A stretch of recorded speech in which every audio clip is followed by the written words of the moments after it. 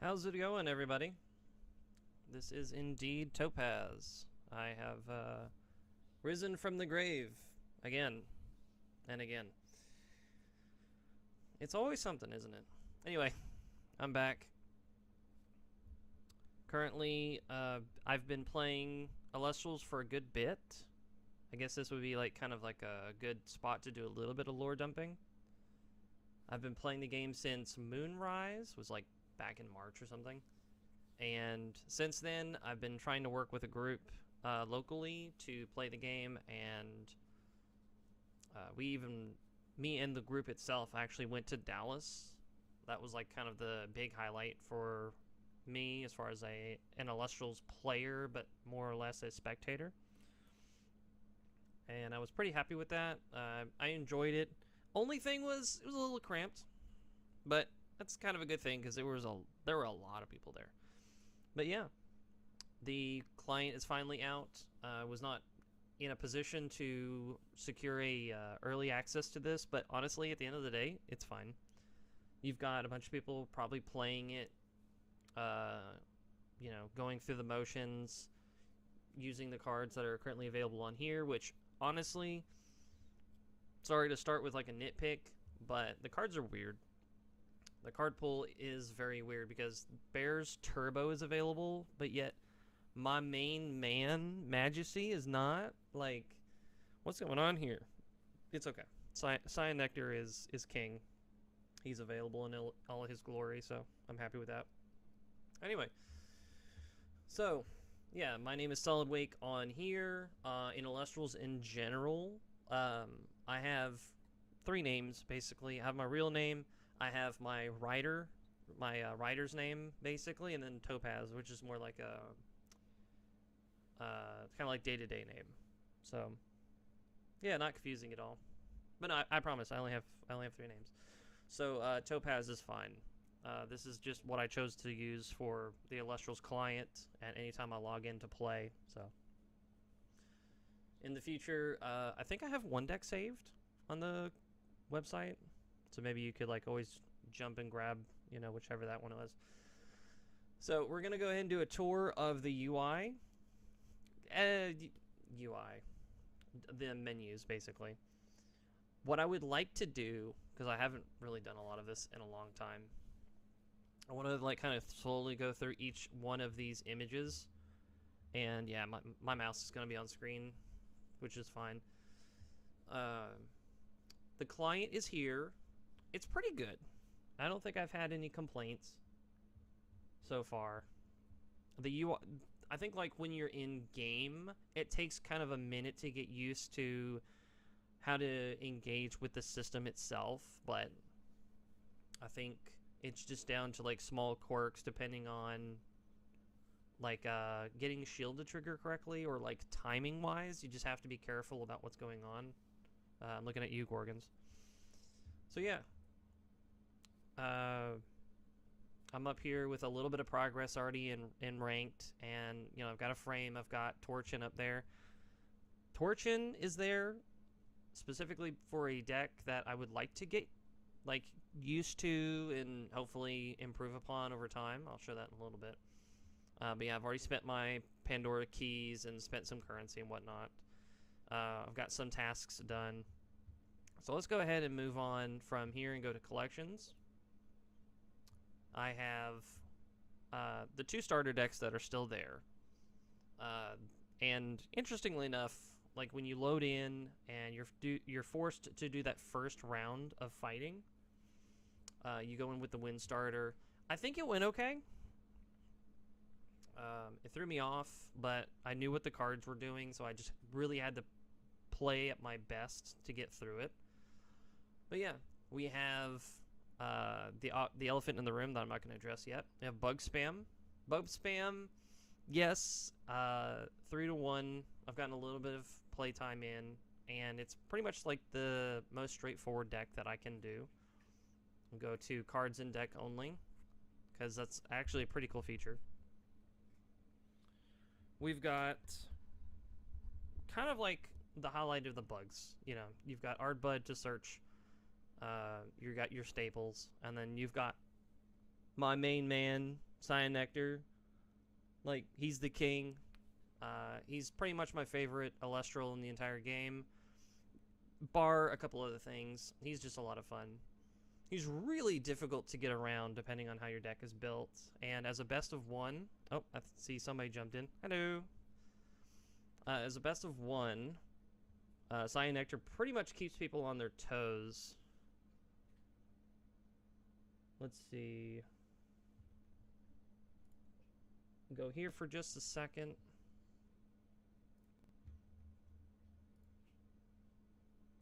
Thanks for jumping in. Hopefully you're having a good day. Give me just 1 second. I didn't expect to have somebody pop in too quickly. Let me get my chat up. Let's see. Pop out. I do actually really like that feature.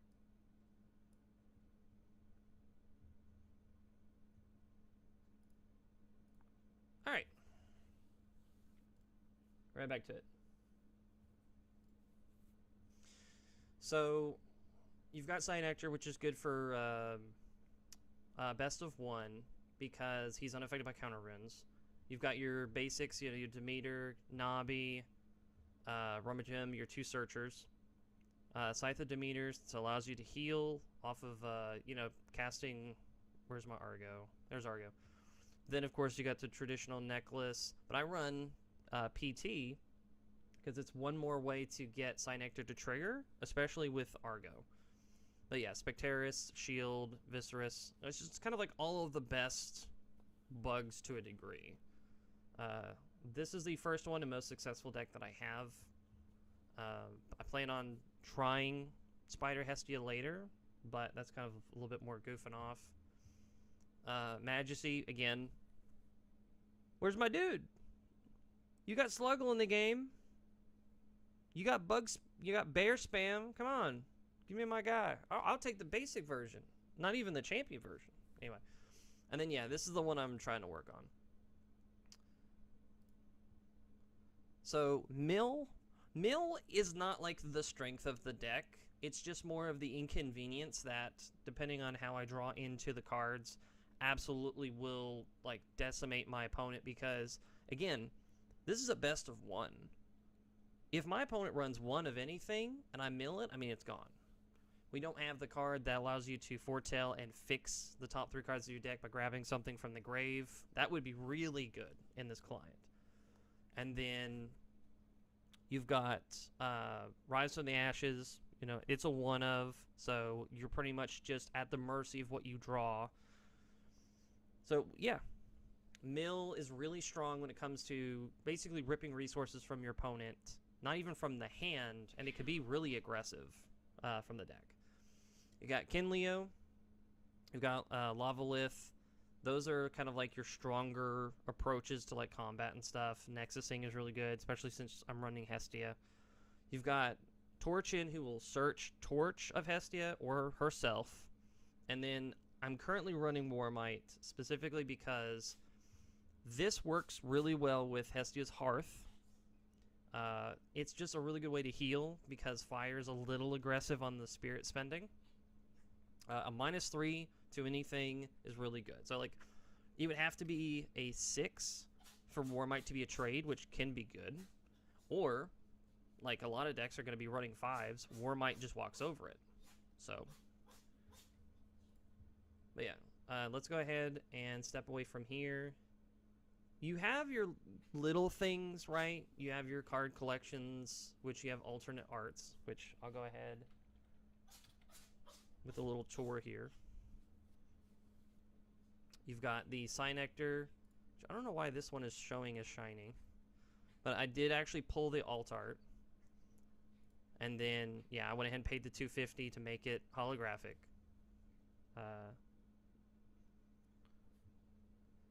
So yeah, he's a lot of fun to play on the field. And then you've got, you know, your profile stuff. Torchin's gonna stay, but I'm slowly working on everything, and I don't mind the progression. Oh, these cats are gonna drive me up the wall. I don't mind progression. It just means that you're gonna have to put a lot of time and effort into playing the game, which that's not a big deal. You've got your card backs, which are, you know, they're promising. I like them. I just haven't unlocked pretty much anything here. And this one, I'm really looking forward to Galaxy. Galaxy looks really good. Emotes are interesting, I guess. But for right now, I haven't seen anybody actually use them. Like if I lose, you know, it's like, well done, you know, good game. I don't mind throwing those up. I have unlocked no buddies, but I did get a couple of statues. So you've got like Zaptor here. You start with the bunny, and then you've got a treasure chest, which Zaptor looks like terrible. When you're looking at him from your perspective, like he doesn't really look like anything. So I'm just tempted to run this because at least it looks like something. But yeah. This is the progress I've made so far in the Clash Pass. Not much, but it's there. I'm probably not gonna, you know, be doing any level skipping or the premium for right now. If I make some real good progress, you know, if I feel like I've gotten my money's worth, you know, to like donate essentially to keep the thing profitable, you know, I will. But we'll give it time. And then the store. Store is pretty much just these gems. When you earn the coins basically just goes to Pandora keys. Which, you know, I guess in the grand scheme of things, that's fine. It's loot crates. So, like, it's very CSGO inspired. But I don't think you can re-roll the same reward. And there's from what I can tell, there's like a lot of rewards you can earn. So, I don't know how the crate system works, I'll be honest. It would be nice if you, it would be nice, sorry, I know I'm stuttering, if re-rolling something was impossible, so it came down to harder to roll like things you don't have versus like rolling common, which just gives you a bunch of dust, which isn't bad because it allows you to unlock and improve things like rarity and whatnot. But yeah, of course you have your purchasing options for gems. Gems can kind of get you a little bit in the game. You've got your, you know, buddies and stuff here, which this one's locked off by the 10 coins from here, which is the Pandora box thing that I'll show you in just a minute. Here's some card backs and the fields. So let's see, the mountains, Atlantis Forge, I guess are exclusive to this part. And then I'm guessing, yeah, statues. You've got the bundle. I mean, like, you know, credit to the artists and stuff who are doing the stickers, but I'm good. And then, yeah, Shipwreck is the 2-week promotion that they're doing right now. As you open Pandora's boxes, you'll earn progress towards these goals. And from what I can tell, there's 8 coins from this. I really have no idea how you're supposed to get the other 2 coins yet. But yeah, you get coins. You go here, you buy the keys, and then those keys eventually will slowly unlock progression over the entire account. Now, from here, you have tasks, which for whatever reason it seems to like stack from day to day. So like it just kind of adds a new daily rather than resetting the whole thing, which is what you would imagine it would do. But yeah, right now I currently have solar, lightning, and fire, and then your daily login. Daily login gives you coins. Shouldn't have claimed it before recording, I think, but it's all right. Then you have your weekly. So right now, yeah, it's win 10 games. Resets in 1 day. So yeah, I better get on it. And then yeah, lifetime achievements.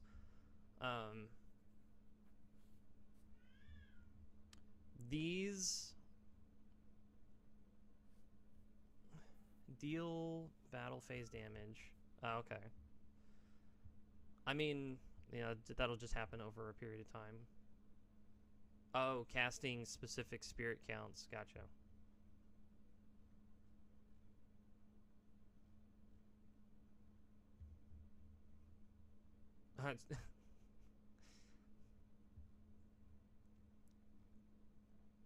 Over 9,000. I'm getting vibes from like the Final Fantasy 14 devs where it's just like doing inside jokes just because you can. But yeah, a bunch of lifetime achievements that you can eventually earn rewards for. And then play is interesting because like you go to play, it automatically starts you in ranked, and then you've got friendly, which is good, allows you to play against somebody, get some practice in. It'd be good for like Discord servers, or even just like general practice if you get to know other people from the Elestrals community. Trials, which it's really cool to see it. It's a shame it's only 4, but the compromise is that it's here and there's 4 of them. I would say if you understand game mechanics, they're not necessarily difficult. There was one that I had to kind of wrap my head around because it required you not doing what you think. Just because, like, again, like a small teaser. You can enchant a spirit to anything as long as it doesn't demand a specific spirit. So miscasting something just so it's on the board is a thing. It took me a couple of tries, but yeah, I knocked all these out. Relative ease. But yeah, I was happy to have them. 100%. If they can code some more and throw more in, that'd be great. Train is a really weird bag because all Train does is pits you against a CPU, and then it skips its turn every single time, just so that what you're really doing is you're doing like a test hand. It's like, okay, what are the 5 cards that I drew? And then you're basically left with a blank slate where, like, you know, it's constantly passing priority. When it goes to their turn, they skip their turn, so it goes straight back to you. The only downside that I immediately, funny enough, came across in Train is it's not supportive to what you're trying to do unless, I think it's like, there's an option to load the entire board down, like this one right here. So you have to, like, preemptively do that. Because, like, Hestia won't work if your opponent's board is empty. You know, like, once you summon something or once you get past the first couple of hands. So you just got to keep in mind, this is so that you have the ability to, like, let's say play Hurricane or, you know, Blizzard or cards that require your opponent to have stuff to interact with. So just keep that in mind. But yeah, this is basically just test hands in order to see how your deck draws and like what you're able to do. And then of course tutorial is, I'm pretty sure the tutorials you go through at the beginning when you log in for the first time. So if you ever have to, like, if you need to refresh it on any of these things, you can. And let's see, you start at, I can't remember what the beginning rank is, but right now the next rank that you go to from like beginner rank is stone. The early ranks are pretty generous when it comes to like XP, so you'll climb them pretty easily, but I imagine once you hit the later rankings, progression will probably like slow down by quite a lot. So this is the, I guess the idea is like this is the top 25 players in the game. Let's see. I'm not noticing any names that like stand out, which is fine.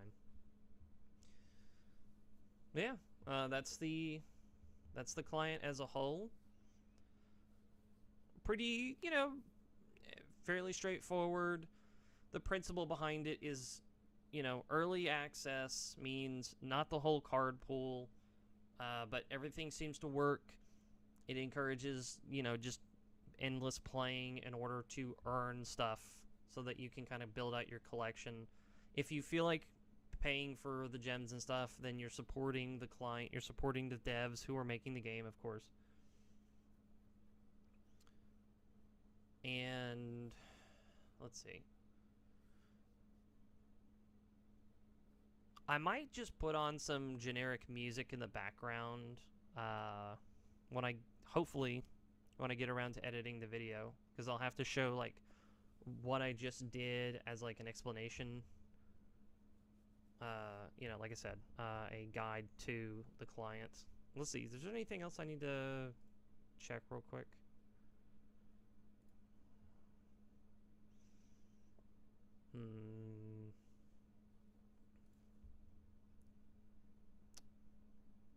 No. I think it's good.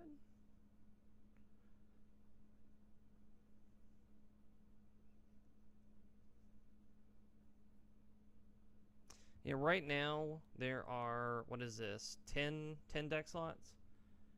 It's not a lot.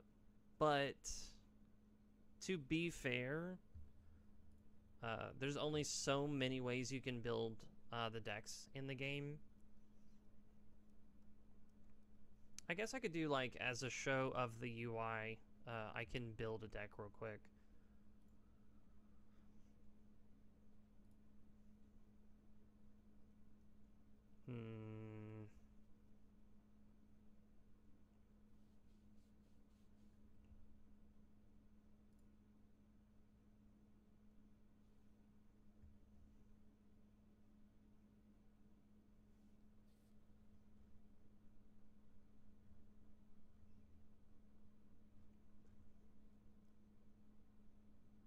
Oh, there is the Voltempest stuff. I'm not... Ooh, wait a minute, what? I don't see... I see Voltempest champion as Zeus. I don't see the Griffuse. I see base Griffuse.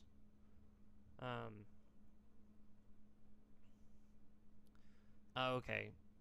From a divine rune. Gotcha. As an attack, you can give it +1 for each lightning enchanting each Zeus.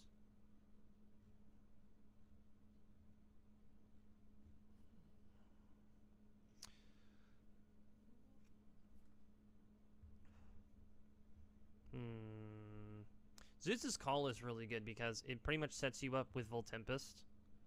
It allows you to have the immediate jump scare.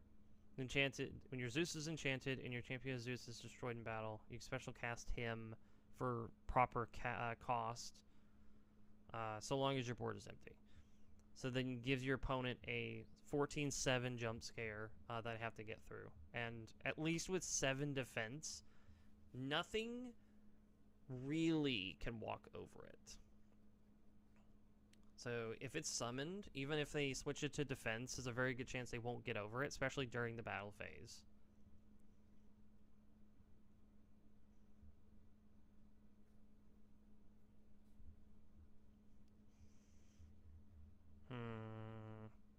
I'm kind of sitting here wondering if I want to do kind of like a pure lightning build.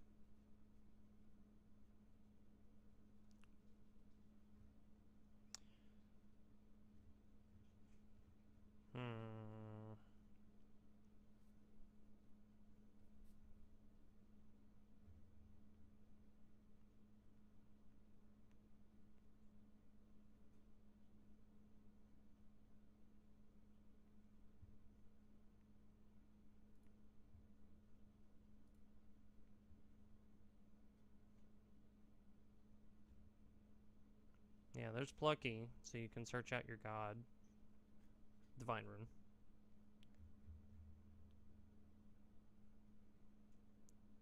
Yeah, Solar really does not have a whole lot going for it. Like, it's even got Calf Mill, but it doesn't have the final form. So...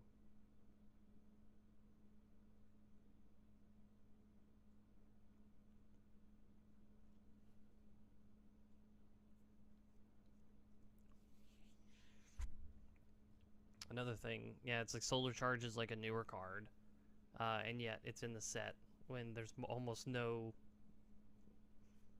proper Solar cards.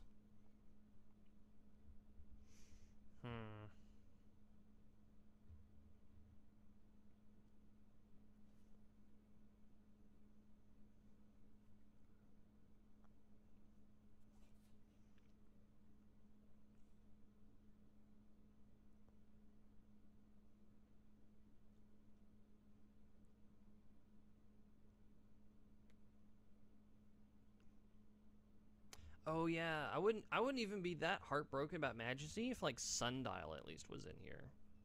But, like there's so like Sluggle is here, but if you trigger his effect, nothing will happen. Like it's just missing some very interesting cards.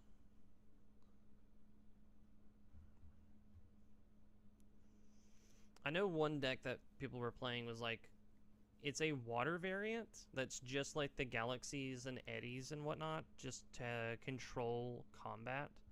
Just so that basically anytime you normal cast a water Elestral, you're basically just in control.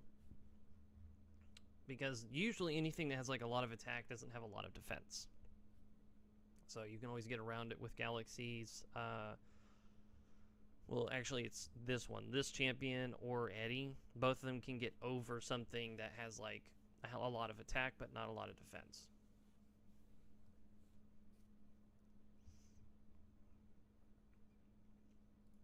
I don't know. I'm trying to rationalize in my head something worth building. But I'm not really succeeding. Yeah, like even this one. Like I saw Galaxair in there as well. It's just attack and defense manipulation, whether it's like positioning or literal attack and defense swapping. I know one deck that I was considering was I can't actually remember what the base was. It was maybe it's like Cryoling and Morfrost.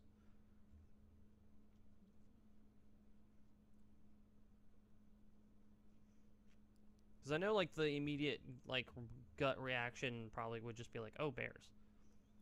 And it's like, yes, but eh.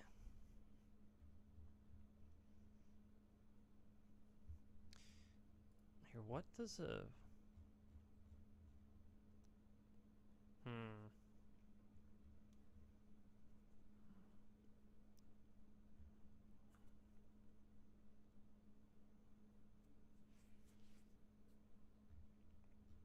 I may actually have to put this in the bug deck, because, like, yes, normally it runs that one, and then the card that... Which, if I look again, I think it's actually in here? Or am I just lying and or blind? No, it's right there. Okay, so there's Equilinks. Normally it also... It's... What was it called? It was like,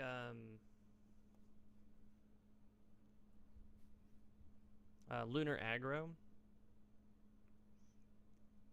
Lunar Aggro had Mudlet for as a search target for Roma Gem or Equilinks.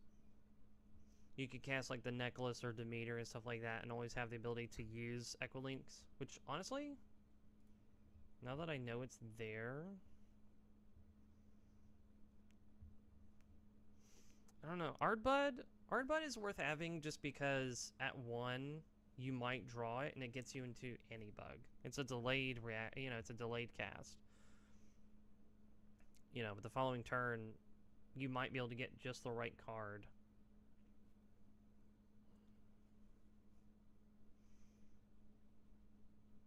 I might lower the Cynector Waspivy count down, because it does actually, it really hurts to draw the what is it, the second. Also, I just noticed these say 0. There we go. If I take away 2, I guess it'd be adding 2. It could be like Mudlet and Equilinx. Or I could just leave Waspivy at 2, just so that like I'm always guaranteed to go into Cynector twice. PTAs, PTs. 2 Nobbies, 1 Doppelgator. I feel like if this deck wanted to take itself seriously, I do still have to put Resting on Your Laurels in here.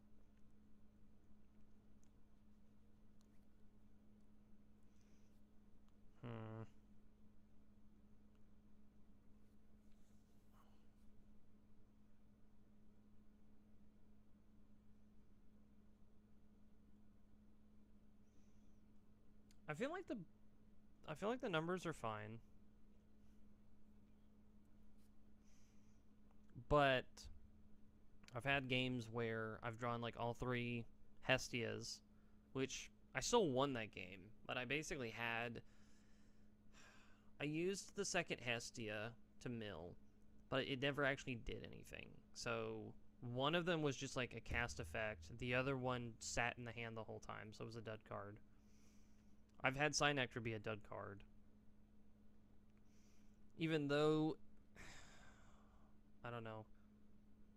Best of 1, unless my opponent happens to have Earthquake, Resting on Your Laurels, or functionally a way to remove the Cynector, which through like monster effects, or you know, like Elestral effects.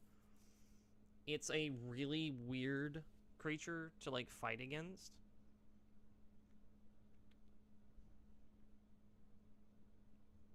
I don't know. I think I'll go down to 2. I think it's probably just a smarter idea.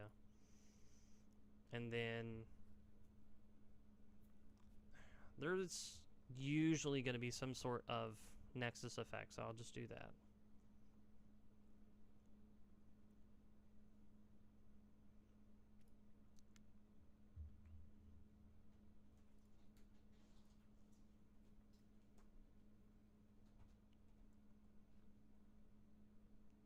But yeah, bug spam, which really in of itself is just, you know, bugs as the primary form of Elestral. You know, it's like bug tribal is probably like probably a better name.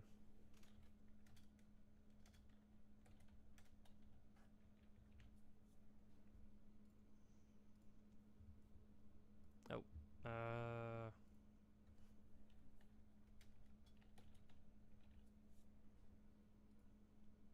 oh, I hit, yeah, hit keep. Okay. But yeah, it's a fun deck. It's the primary one I would be using for right now.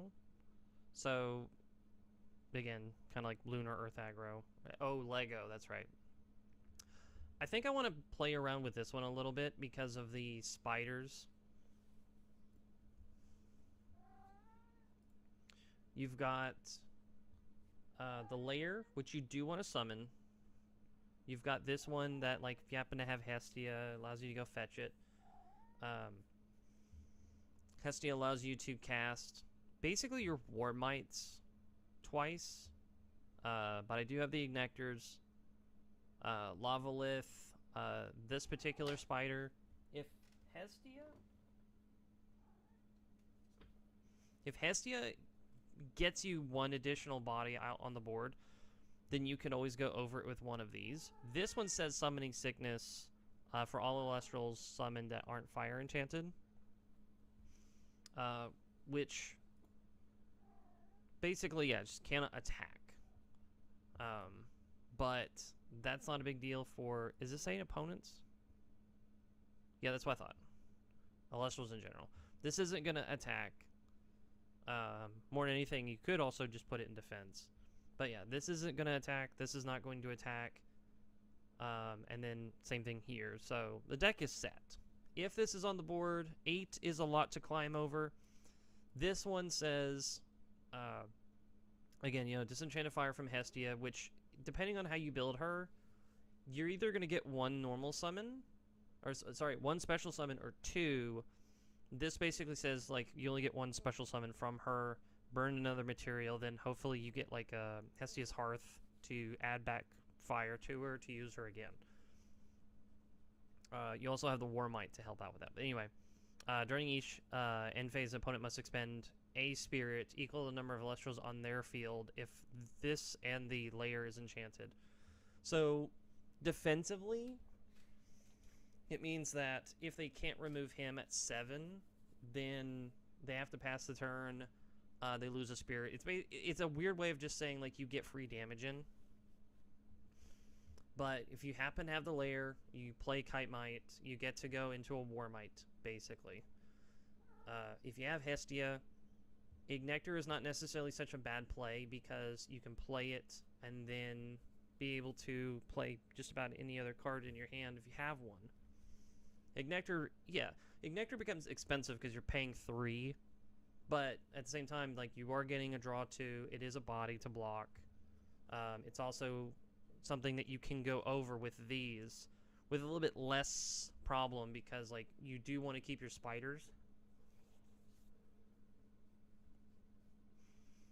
You've got Lavalith, of course. Anytime you're running fire, or if you just want to run the 2 fire, just like Earthquake, as a good one of, because that's kind of the whole point, is that, like, for right now with the way the game plays, you've got really strong cards that are not ban-worthy, but too reliant upon. Just like, you know, resting, Earthquake, Lavalith.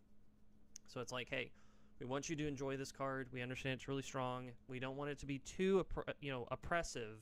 So, you know, enjoy it at 1 copy. I know right now that,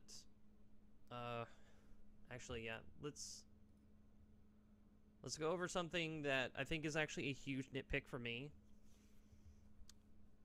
Right now in the client, we have Werepup and Champion Werepup. To me, it doesn't make sense why you have these 2, but you have this Leica Void, Champion, before the regular Leica Void. And so you have Full Moon and regular Werepup, but no way to use it. It's one thing to have Sluggle in the game, but no way to use Sluggle. It's another to have base Werepup and not base Leica Void. So I really hope that between launching the game and the very next update, they add cards to expand upon cards already in the game. Like, Sluggle needs its target, Werepup needs its original target, you know, stuff like that. I want to see less new cards and more proper flushing out of cards already in the game. Like, Artemis doesn't have the Moose line. Like, honestly, adding the entire Moose line, it is new cards, but it's one of the general functions of Artemis is to work with the Moose.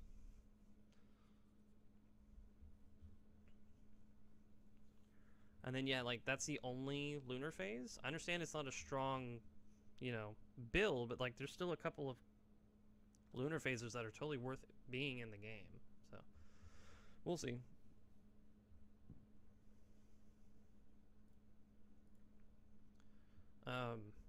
I don't really know how I would change the list all that much for this one, because, like, you've got your staples, you've got your Ambro. Granted, it's at 20, or, you know, it's at 2 copies, which probably is weird.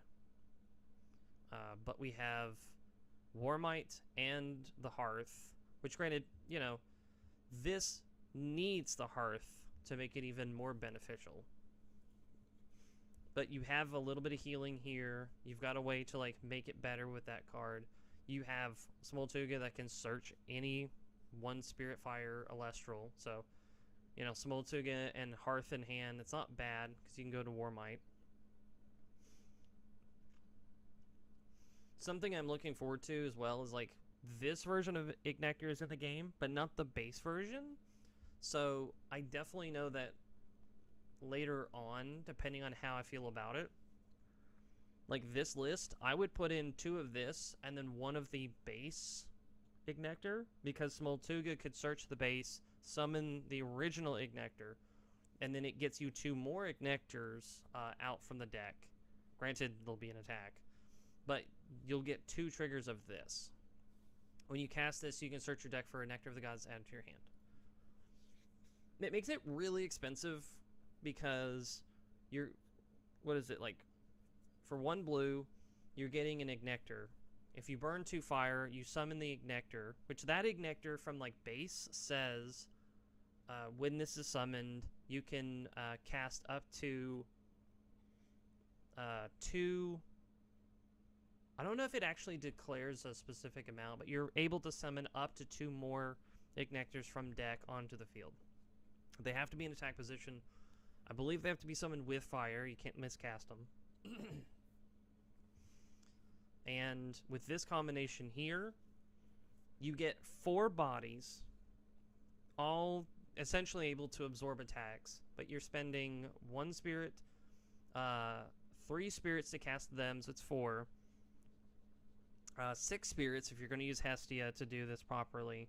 And then you have Nectar of the Gods that you can cast, which pretty much means that your 1 turn could be 10 spirits if you cast both Nectars. That's a whole lot of spirits.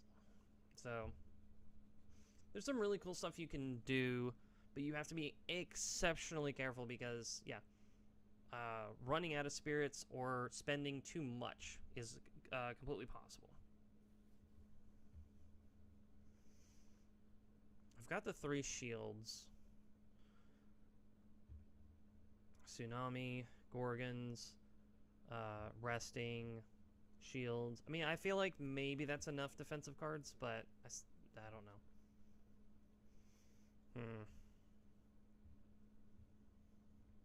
Oh, yeah, just go back to home. But yeah. That should be plenty for me to, like, work with as far as, like, making a introductory video.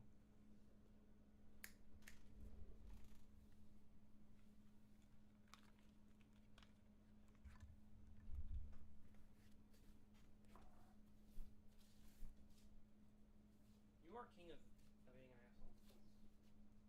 For sure.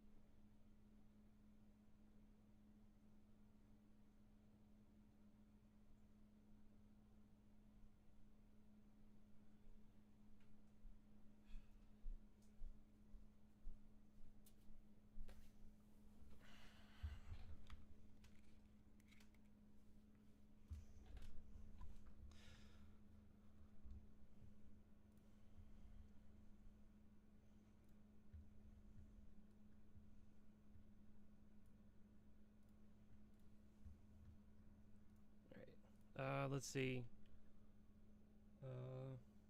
44 minutes in, end of intro video.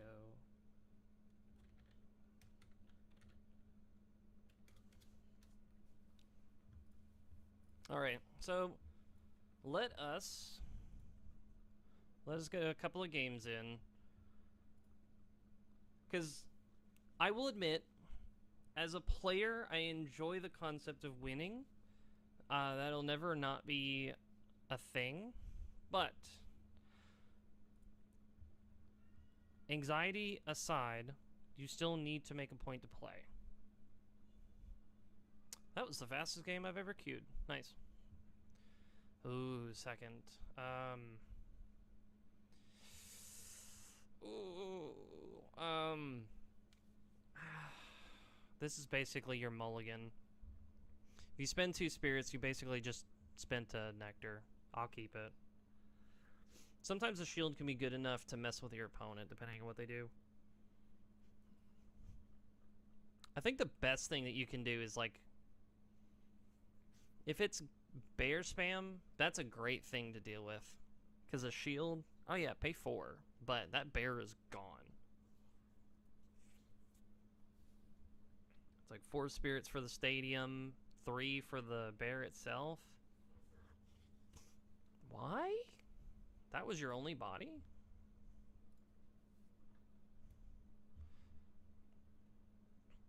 I agree with having a creature on board. You can't... Okay, well, I'm gonna play this. Oh, I know what the wind is for. Okay. This is for the Kite Mite. This is for Tsunami, I think specifically. So I have to do fire only.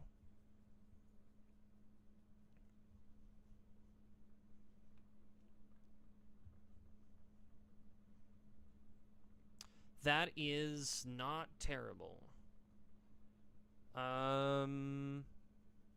This is a 4 attack? I don't like the fact that it's a 4 attacker. I need to get rid of that Mudlet. No, because if they drop a 5, they're going to be smart about it and just miscast it with fire. Granted, they have to have that spirit. Okay. Cast an attack. Oh, I have auto on. I was about to say, that's not supposed to be on.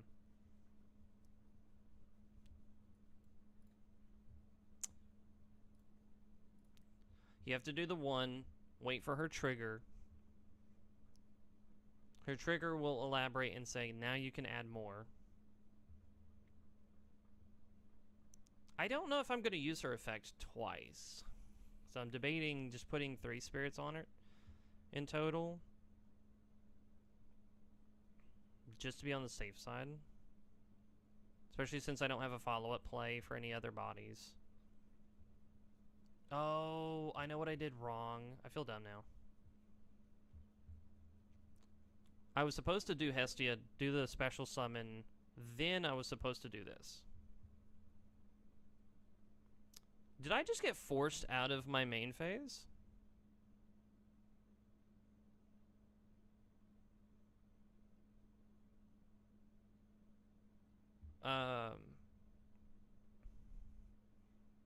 I'm sorry.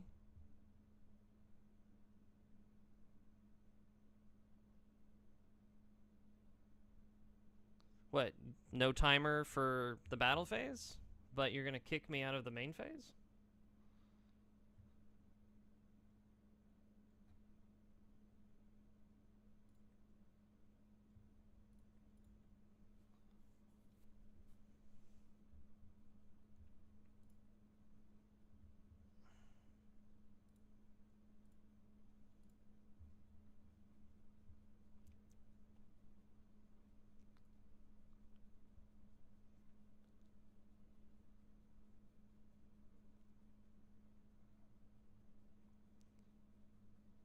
I mean, I should try to pay attention to the right side for the timer, but at the same time, like, that was weird.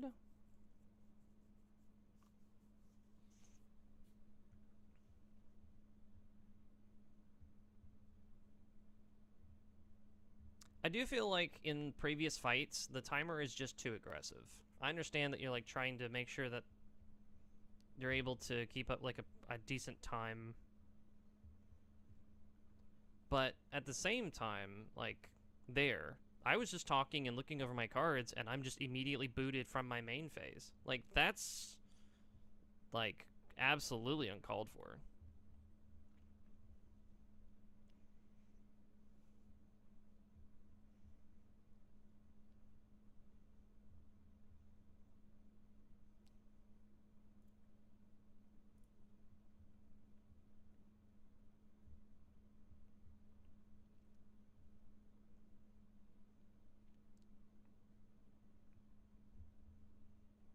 Also, I don't know what my opponent is waiting to do.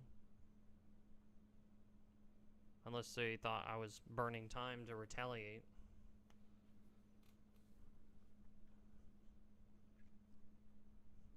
Oh.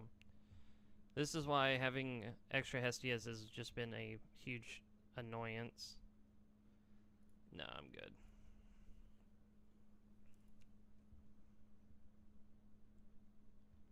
I could have expended to draw, and I could have waited it out. But the more their back row continues to grow without me being able to mess with it, the worse that game would have gotten.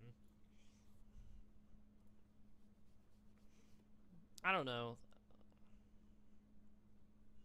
I can accept responsibility for not playing faster, but I don't feel like I took that much time.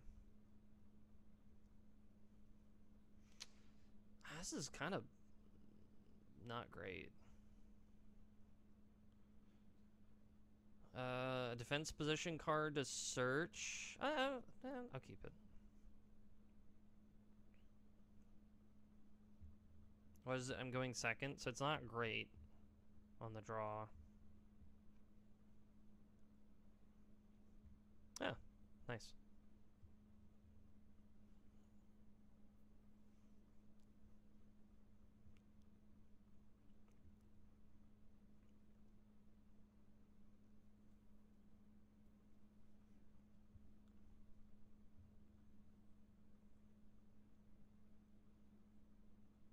Ice spirits. Okay. Fire and ice. It could be bears. Could be mill. Oh well, it's self mill. So it'd be Snowlet. They've done their normal summon. Now they need back row.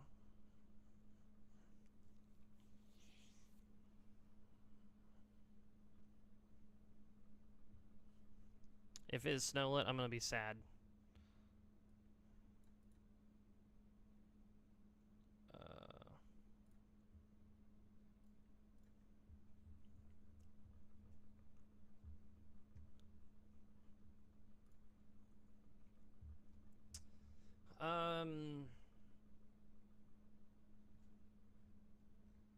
Bad part is, like, I know it's spiders, but, like, I still don't really think there's a good option.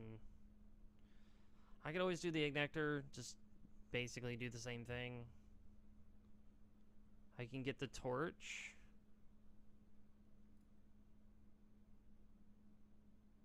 Torch for, what? The spider?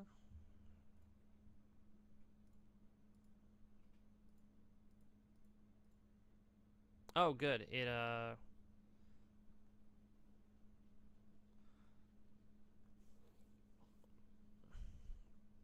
you can't think through playing the game at all. Like, the game... This timer is too aggressive. I don't have time. I understand, like, ranked is ranked, but, like, how else are you supposed to learn your deck? There isn't any other way. You just have to spam doing stuff in, I guess, what was it, trial?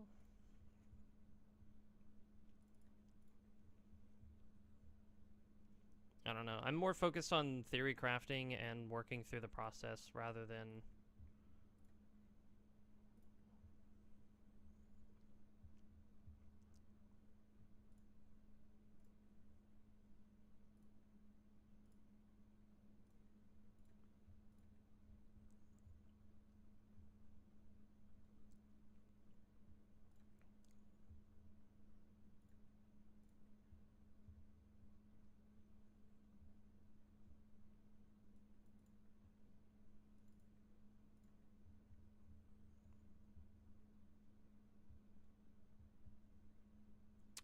Smeltuga and shield.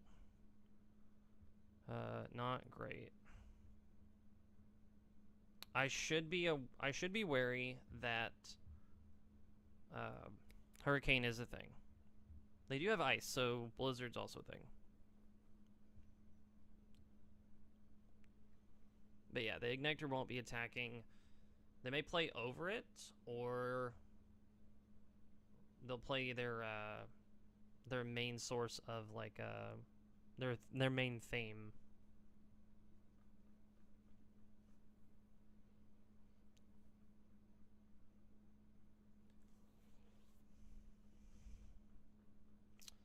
I definitely have more enchanting spirits in general. Yeah, we're gonna do this. Man, oh my, I just talked about this. I just talked about the fact that you have to be careful about this. You have to wait until Lawless effect hits the chain. Then you can Gorgons. Yeah, there we go.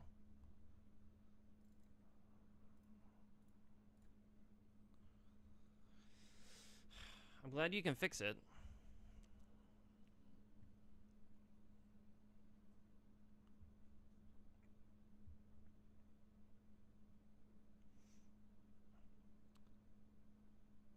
I don't know how I'm gonna get over the Lavalith. It is a 6, so I'd have to do a regular Kite Might. It's saying, hold on. I was saying I had a text. Never mind. I guess not. Yeah.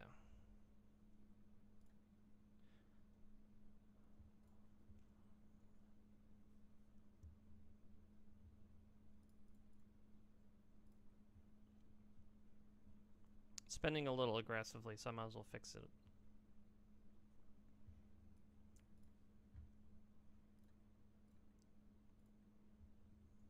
See if they Gorgons the Kite Might.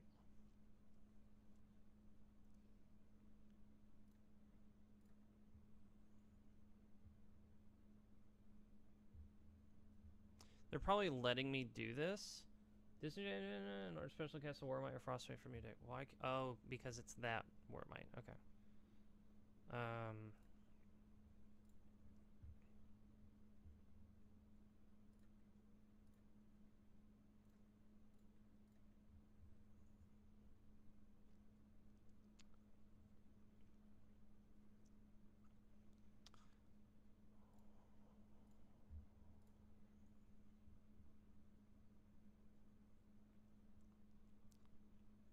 Let's see. Nothing else can get over it except the Warmite, so I will have to...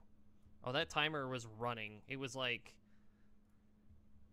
You were going to do something, or I'm forcing your end phase to be done.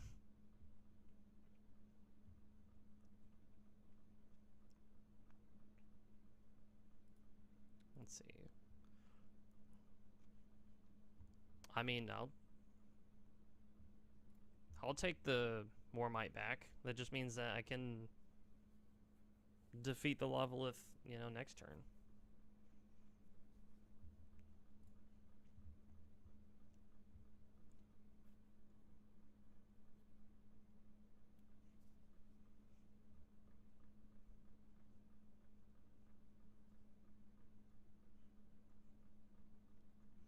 This is probably the only reason why I don't necessarily like spiders, is like, it's kind of slow.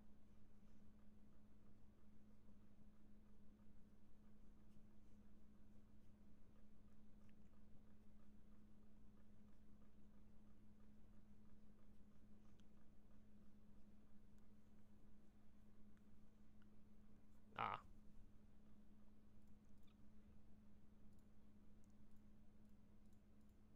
Let me see the grave. Hello. It's got +4.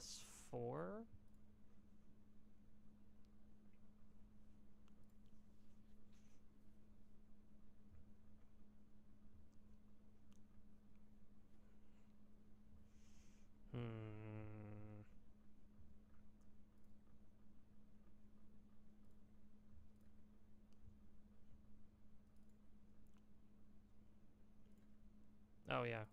Initial cost.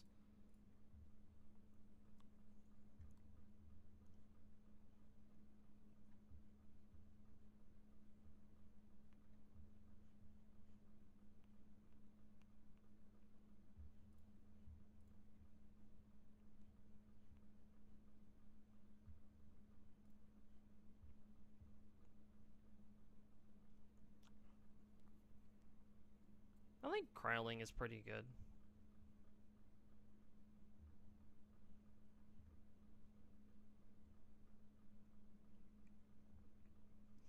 Yeah, this is pretty much making the fact that it's at 1 spirit painful. I could cast Warmight, then get this one, but obviously I wouldn't be able to use its effect because the Hestia would be gone.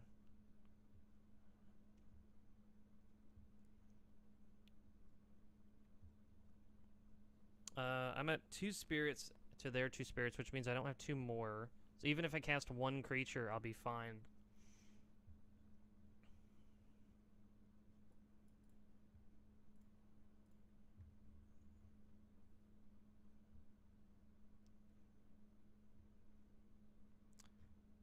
I'll get the...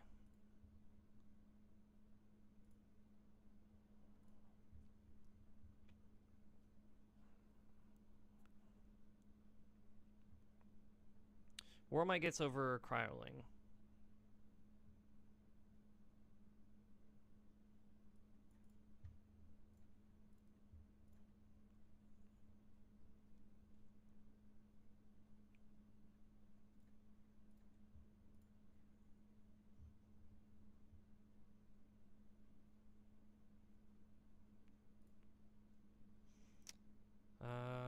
Yeah, that timer is running.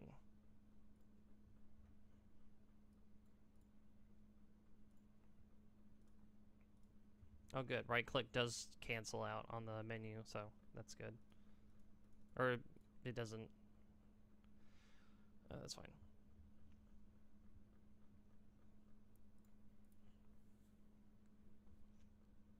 It's a whole grip. Not a lot to do with it. There it is. Okay, Ignector for the draw. Cryoling, and then Bears. That's what I've seen so far. That's a version of the deck.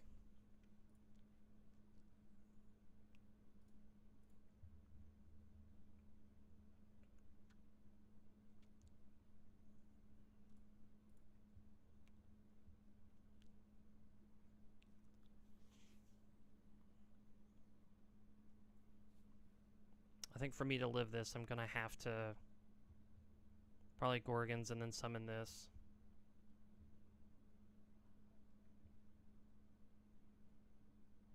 Nope, there it is.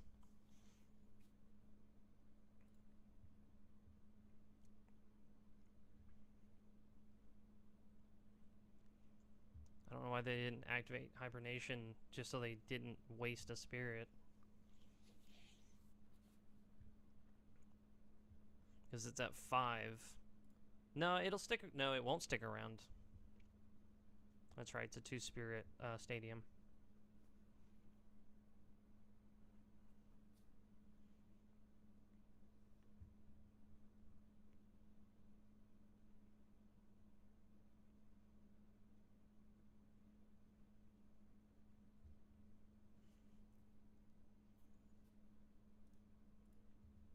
I don't know why I was right-clicking and it was choosing to dismiss the prompt, but now it won't.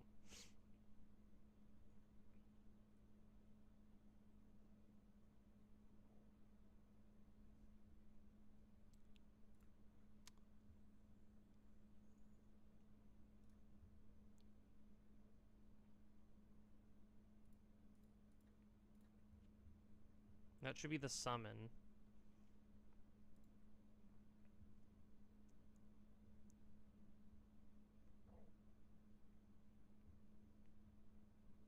Yeah, that the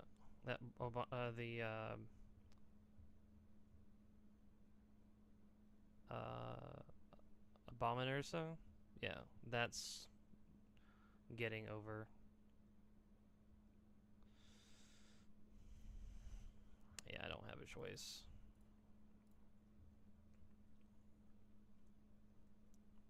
I guess the snow bear needs to be mindful. Well, I guess it can't technically punch this one, so.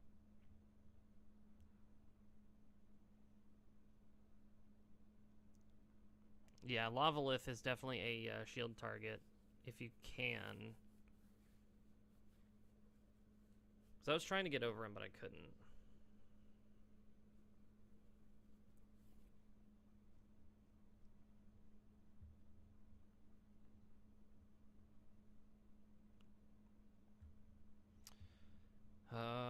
Man, I don't know. I guess at this point it's just pointless.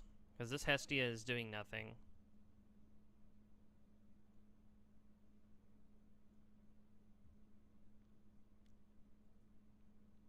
Yeah, it's a 9. Like, there is nothing I could summon or do. Here, let's do... The stickers don't stay up long either.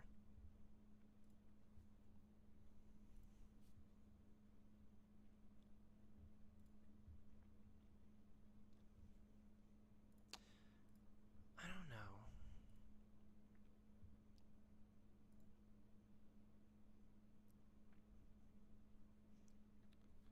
Pretty much what screwed me out of that game was the fact that I could never summon, or I never got a chance to, like, do an extra special summon, even though I feel like it never actually mattered.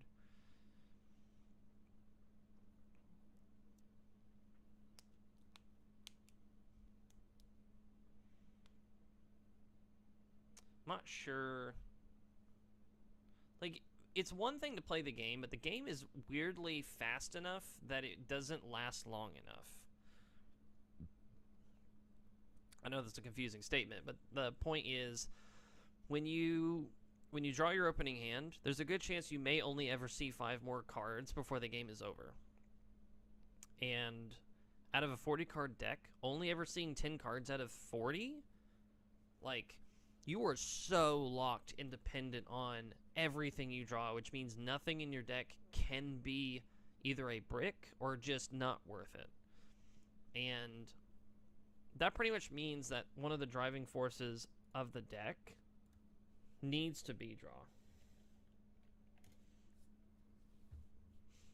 Like, you need to draw cards. You need to accelerate through your deck as fast as possible, because if you can't, then you're just not going to see enough cards to really make it worthwhile.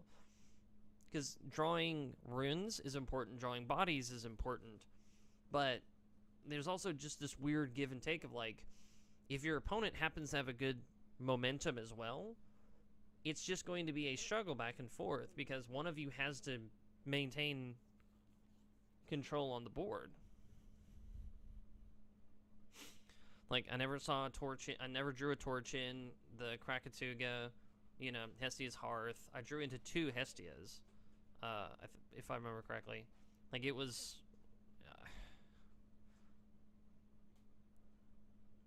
I don't know. I also am just not, like, wholly that confident in, like, Warmight, you know, and stuff like that. Because I probably should have Altar of Stars in here instead. Just because, like, you need other ways to nexus onto your, you know, champion Warmight.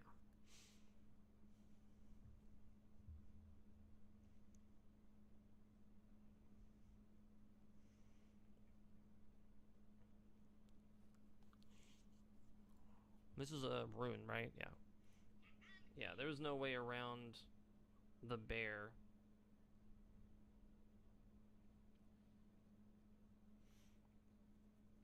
Pretty much the only way to get around the bear is shield.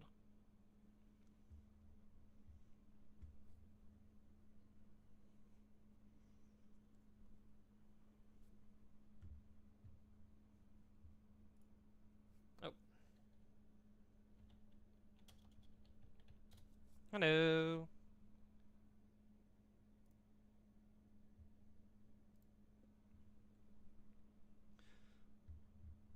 Just going over the spider deck. Kind of threw it together. I don't know. I figured I'd try it, but not too confident in it.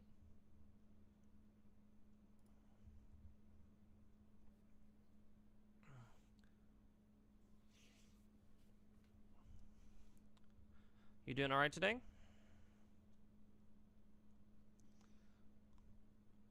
Let's see.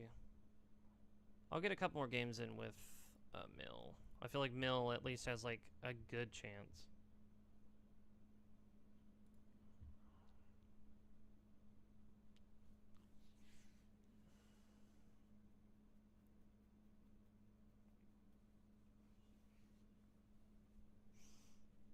I do need to build a deck with Ankylo Surge. I'm just not that confident with the idea.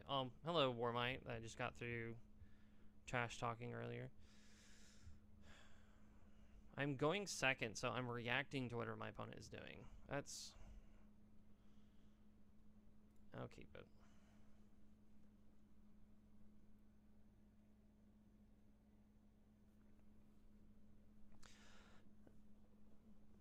Yeah, so, actually, funny enough, this is an illustration of that.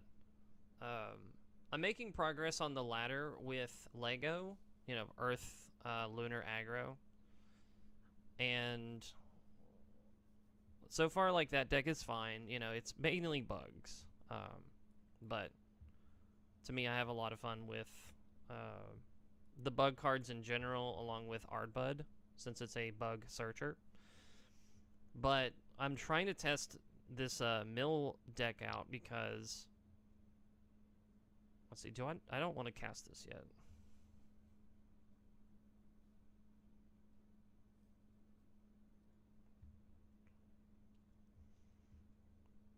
Let's see. I'm gonna mess with my opponent. And go ahead and play Avalanche. We're both gonna lose 3 cards, but... Oh, those are fine. Yeah, those are fine. This is... Wait, what?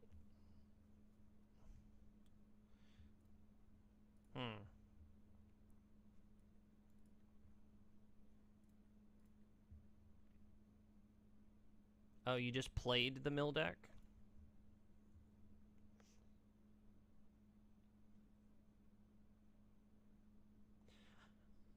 So, in a game where it's best of 1, there's pretty much no chance that you're going to hit Cedosaurs unless they're playing the mill deck, in which case you're safe. Yeah. Cedosaur, I think, is semi-limited. You can only have 2 in your deck.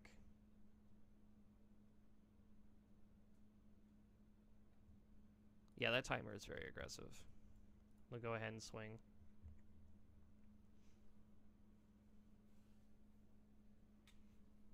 Okay.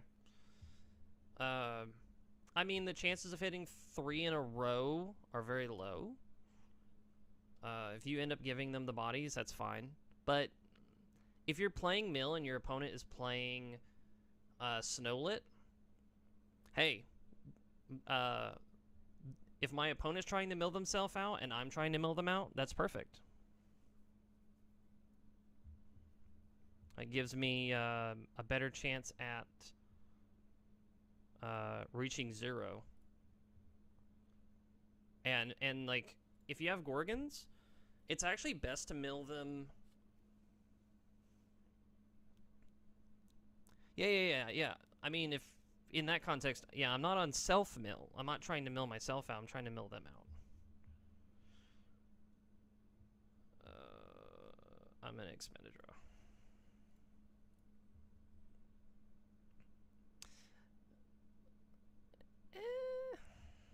It's not a bad card. Gorgons. I've got 1 Gorgon, so I'll be fine. I don't want to overcommit to the board.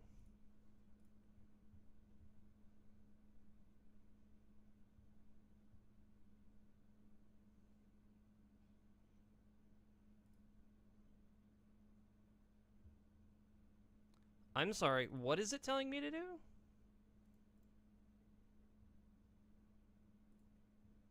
No, I didn't. What? When did I click Gorgons?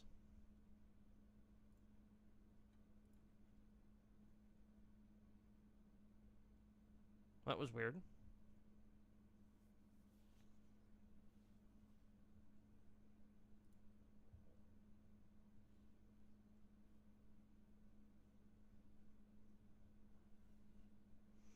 But yeah, the biggest thing that you would fear, played.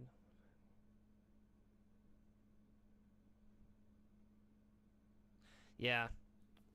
I think it can be a little frustrating. My biggest complaint so far is just the timer.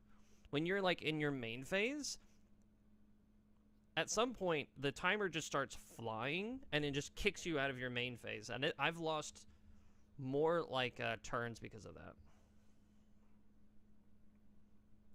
You do what? You're the expend.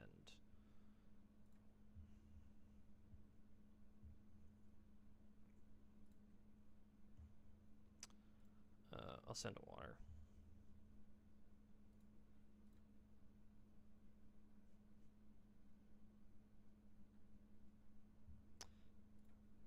I'm less worried about the...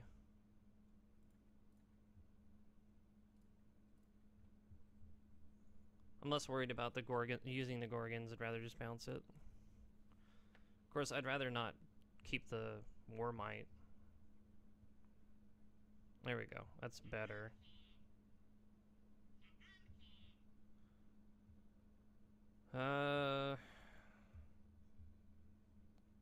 Timer needs to be dialed back a little bit. I do need the card, but I do want to summon my boy Lumero here. Be able to get a swing in. Now that I have 2 Gorgons, I don't mind them summoning that 1 burn card again. I'll just hit it, and then they won't be able to do anything.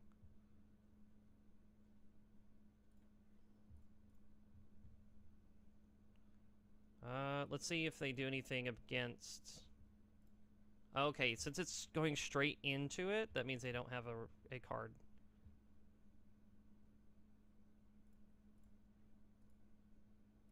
Alright, time to mill them 3 more. Biggest thing of... This deck has some aggression to it that allows it to at least do the back and forth of, like, Elestrals punching and having some power. But mill is definitely a secondary part. Just because, like, you only have 3 copies of any given card. Some people run 2 or 1 card, including Earthquake. If Earthquake is milled, you don't have to worry about it coming back. Alright, so it's being summoned, so I'm going to skip. Because you can't target it. Now its effect is on the chain, so I will activate Gorgons. This one's fine, and Salashade's gone, so I can spend the Lunar.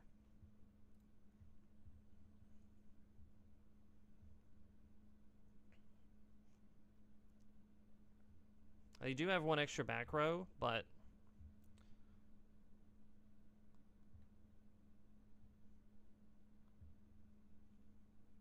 Staff of Demeter. Oh, to make it bigger.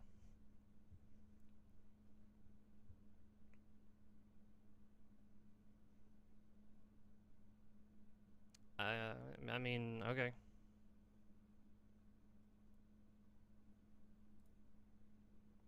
That's a bad draw.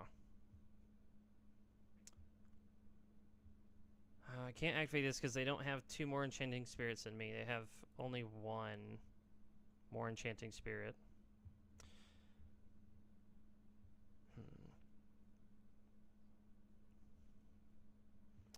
I really only see one way to get through this. Re-enchant a fire to you. When that happens, I give this -3. So now, unless they have Tsunami, both of them can attack into it, and at least I can guarantee removing that card. And I'm still not going to summon the Hestia because I have the resting. Alright, let's try to get the mill in.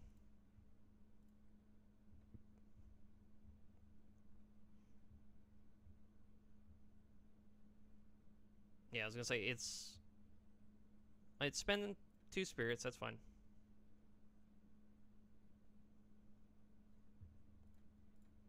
I will crash. I'd rather you not have a creature on the board. Plus, if I draw a fire, Hestia will allow me to kind of speed back up. Oh, if you have any questions, Carl, feel free to ask. You know, or if you just feel like vibing, that's fine.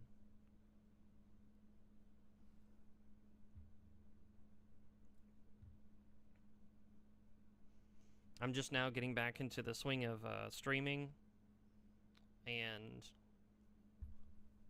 I'm fairly good about keeping up with everything, but I'm not perfect. I can lose track, so.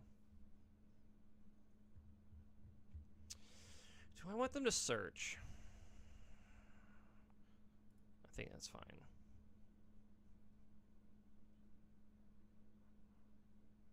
I should hit him with the Gorgons, but it is only a 2 power. Whatever they summon probably won't be too problematic. I have 2 5s.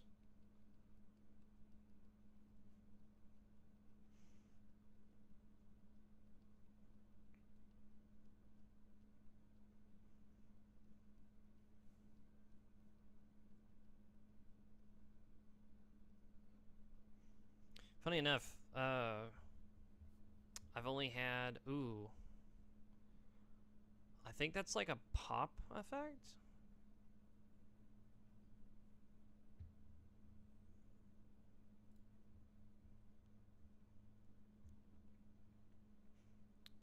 I've drawn into my Lumarus, but it would be nice to get my, like, other mill cards. Alright, well, that's not a bad draw either. Again, I still need a fire creature for Hestia.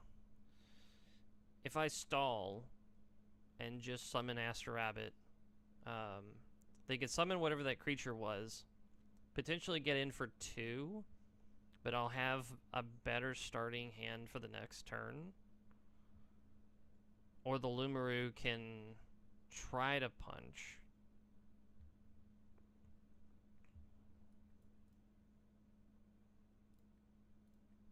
Yeah, I'll summon the Aster Rabbit, because the resting on your laurels is going to be good for next turn, because they're guaranteed to get rid of this, which means they'll have 2 spirits over me. So resting will remove something.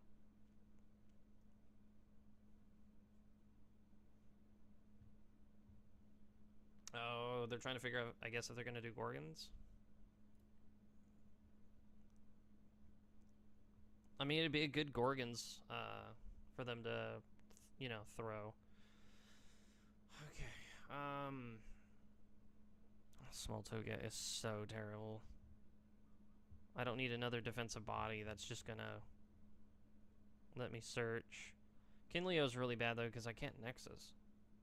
No, I can end Nexus off of Hestia.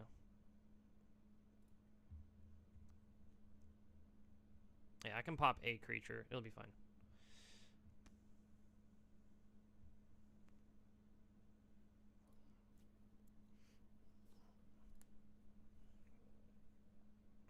There is such a thing as heal stall, where you have a bunch of cards that just says, oh yeah, when certain things happen, you can heal. You're a... Oh, you're just power. +1 for each. Okay, so it's a 7. Is that worth a Tsunami? If I Tsunami, it protects the rabbit.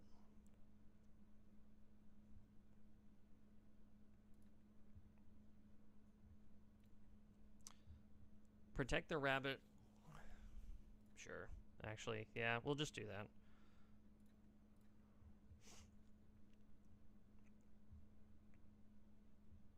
Because with the Hestia, they're guaranteed to have to activate some cards or else I'm going to stampede their board.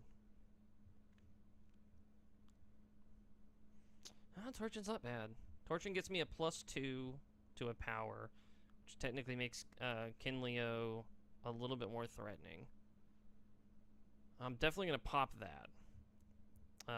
Resting on your laurels removes 1 body. Then I have to use Hestia. We're going to use... I actually have to use the water. Let's see... Yeah, this one.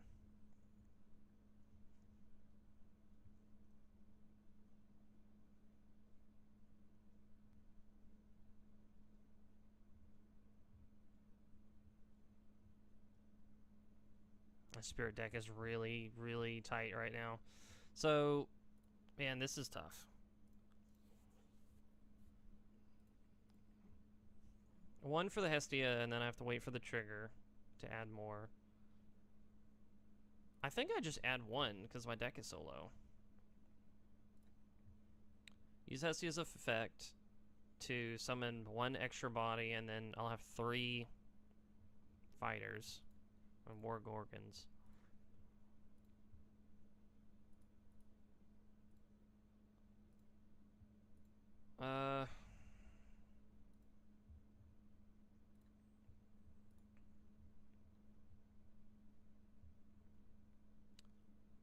Hestia for Kinley. No. Man, I just ruined the entire point of what I was gonna do.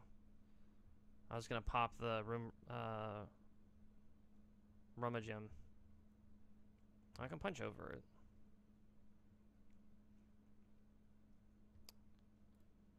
Here. I have to do this first. I have no choice.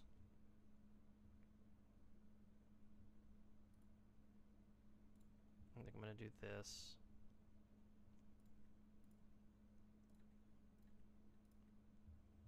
Even if I could swing, it's still not a good idea.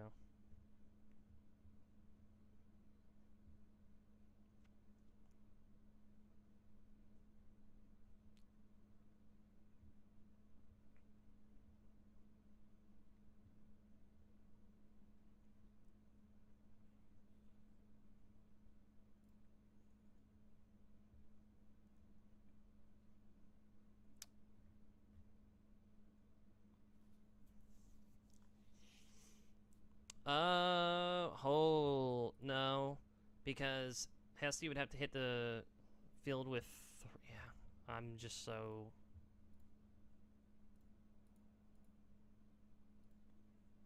Okay, so the UI just screwed me over on clicking, because I hit hide and then I went back, and I couldn't click on anything. So I just was told, no, you can't have. Are you kidding me? Why is the timer so aggressive? I have not had... The game cannot be played quickly because the game requires a lot of forethought in the actions that you do. My opponent... My God. That's so frustrating. I was screwed over on the search for Torchin, and then I just couldn't even summon Lumaru. As soon as I went to summon him, it's just like, nope, kick you out of main phase. But you get infinite amount of time for your freaking battle phase. This is insane. That's all this video is just going to be, is me complaining about the timer. That's all it's going to be. I know how the deck works, but you can't expect people in this game to just be like, oh yeah, I know every line, you know, no matter what the situation is.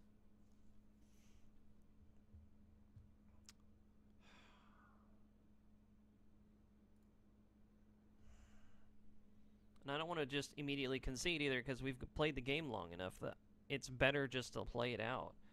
But that's infinitely more frustrating.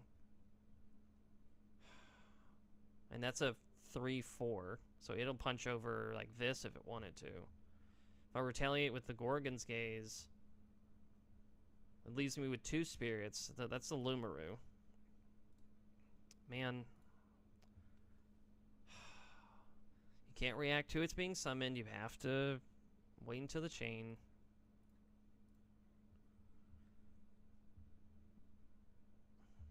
This UI is bugging me.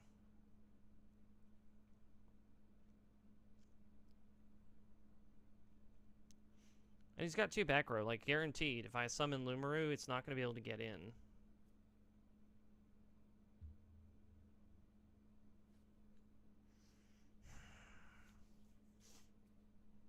Honestly, the next time that I stream this... Oh, hi. I guess I get to ha-ha do what I wanted to do. It just took me drawing it.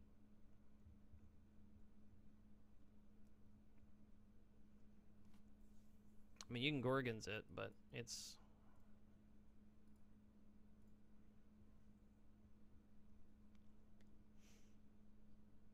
PTA's already passed. They could still shield. That would pretty much be a detriment. Oh, that's fine. Oh, this is actually going to prevent the torch from attaching.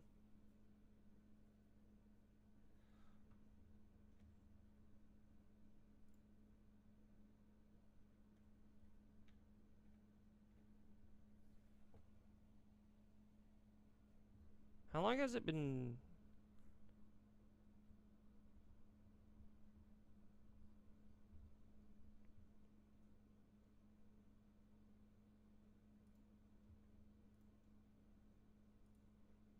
Wait.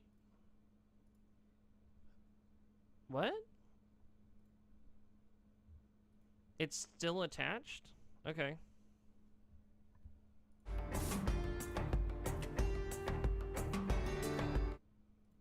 It's... Oh. That's what the problem is. You just don't hear anything. Okay, there's the game music.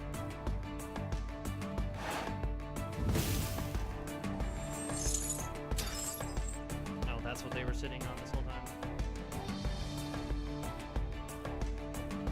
Yeah, they've got...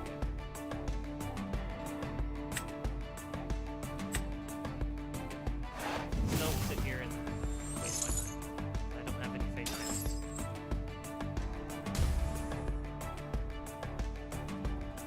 Okay, so you've heard me the whole time. Yeah, what was the point of the Demeter? You had game or something. Anyway. So there. There's music.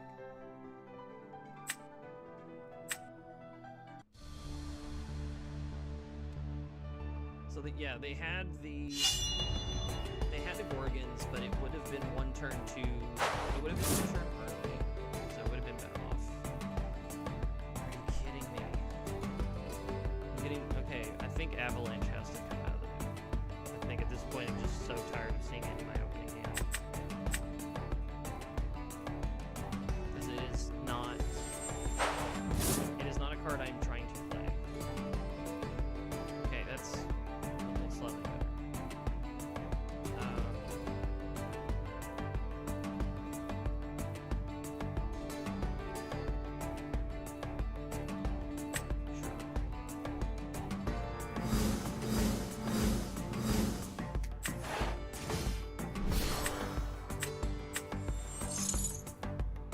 I guess Astro Rabbit is never too bad.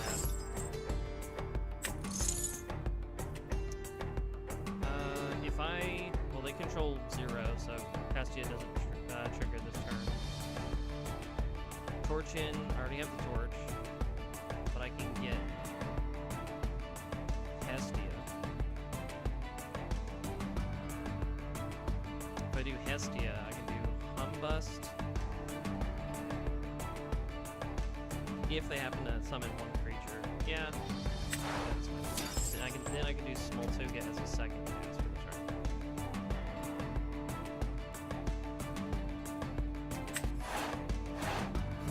I'm gonna set it as a bluff.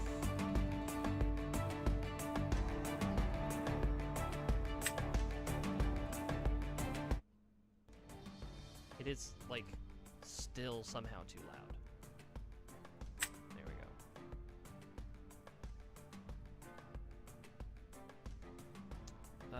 Yeah, I guess just...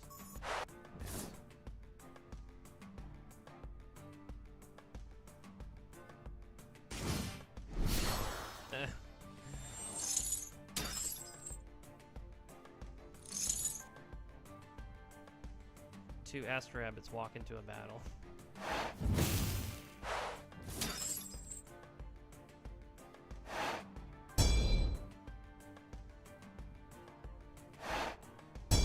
Well, that's, yeah.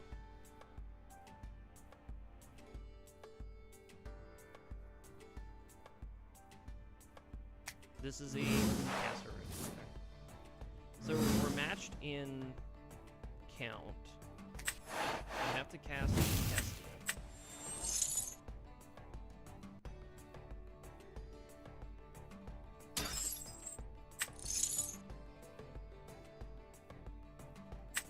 Pretty much have to do the 3.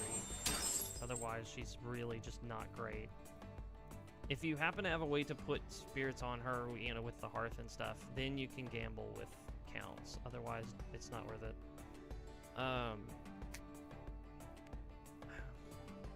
My Torchin is kind of dead weight right now. Humbust is going to be really nice, though.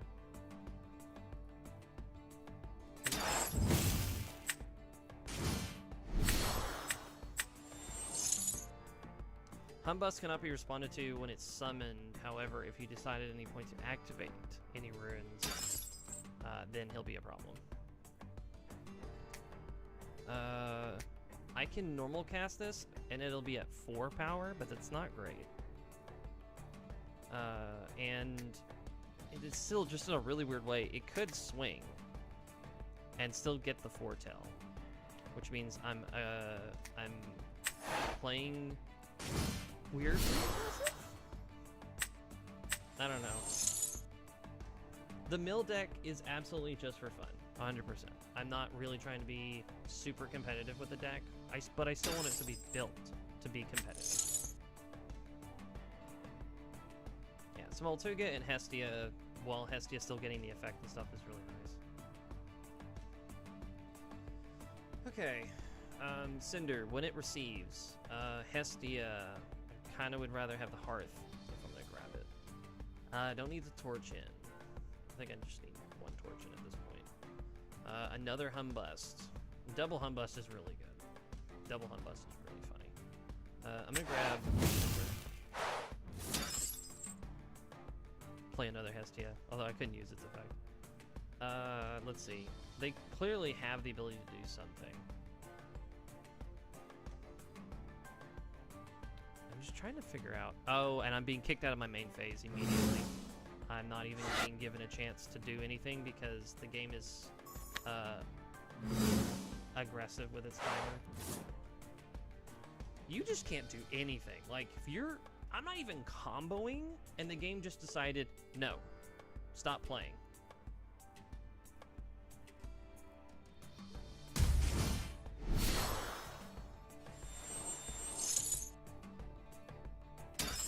Okay, well, if you summon Zeus, then there's nothing I can do.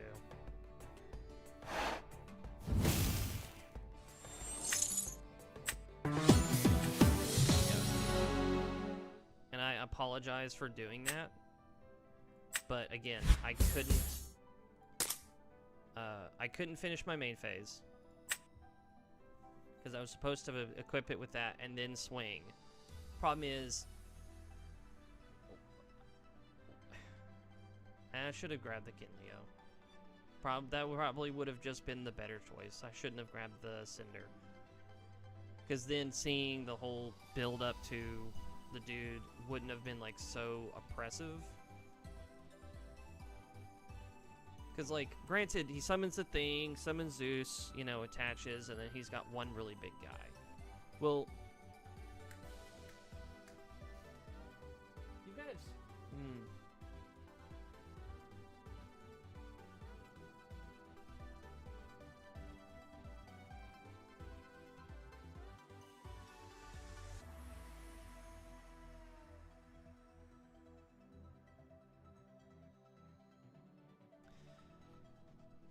I don't know.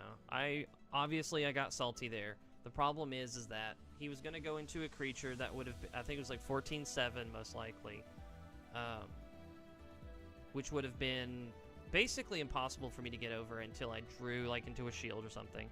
But I'm mostly getting frustrated because the UI and the timer is just so oppressive.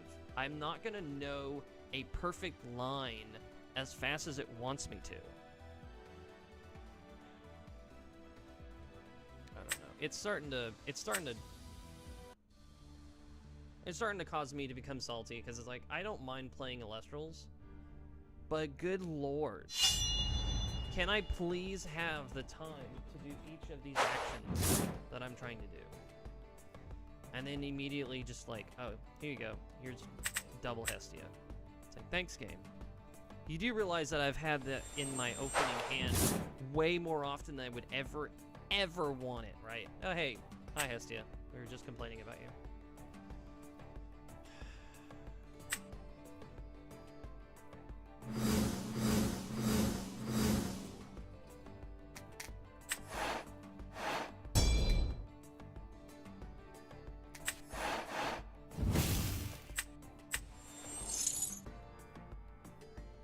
The cats are pretty funky.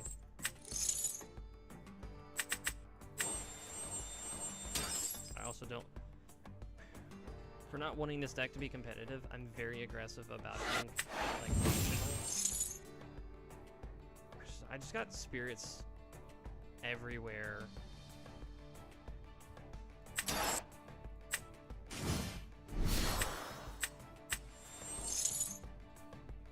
Donbass is the mill check in case anybody plays any, you know, abilities.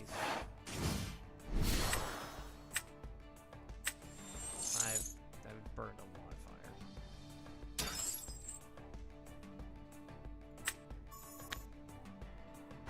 There again, I played it perfectly. Now bite me.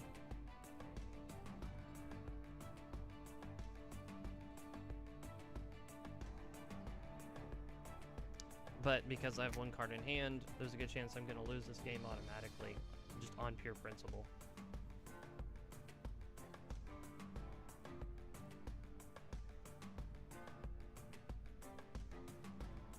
Hestia really encourages having like 2 drops, just because you're able to get them out on the same turn as a 1 drop.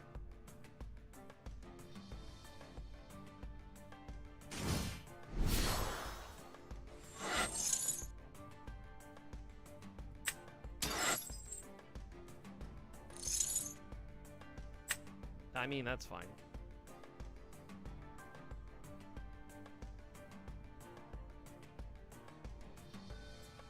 Look at my little cards that don't really do much, and then here's a big 4/4 that searches a spell that says destroy a rune.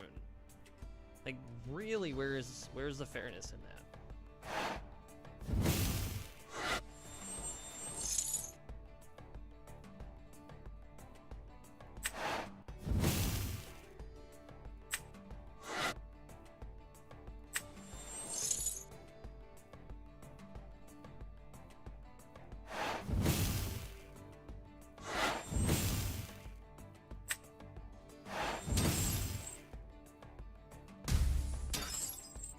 Did it just fail to let me put another spirit somewhere? Oh my, what the crap?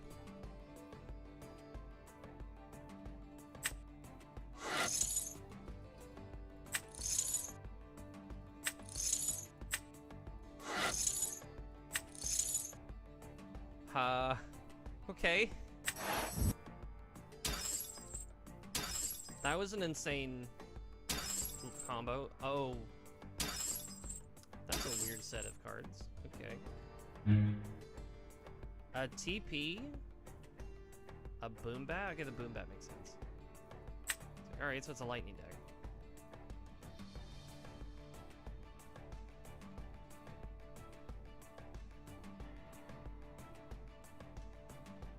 They went. Oh, maybe they got kicked out of their main phase as well. There's no way they just chose not to set anything. And now they're in their battle phase, probably wondering, why am I in my battle phase? I've had some good games, and then every game I've had on stream so far has been complete garbage in one way or another. Why are you trying to... That tube is not a slip and slide. Cat is insane.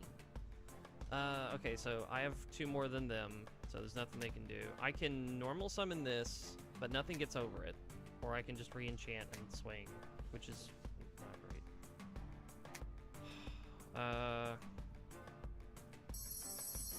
Yeah, I just have to re-enchant.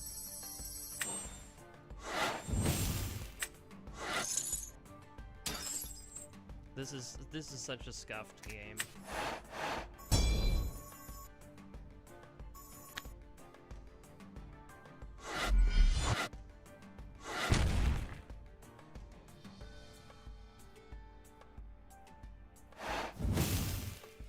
Like, obviously nothing's gonna come of this.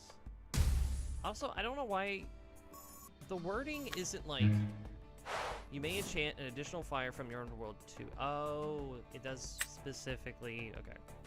So yeah, if you target Hestia, you put 2 spirits on it. If you target a champion, you put 2 spirits on it. Okay, mill 2, shield, and yeah, that's not bad.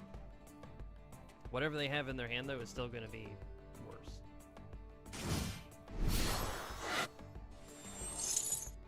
Yeah, another burn card. And you can just have that in here.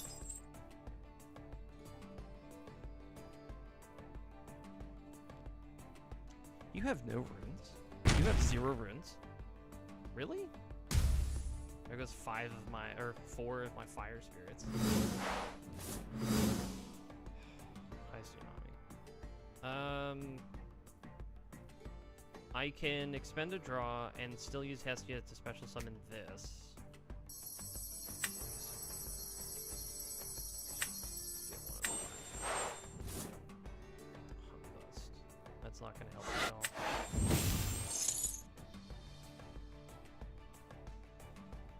Let's just do this one, because it's an immediate mill. Yes,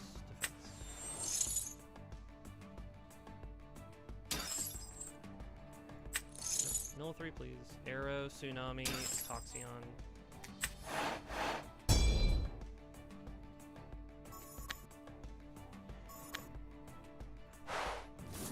Yeah, when there's not much to do, it's not that hard to beat the timer, but like before.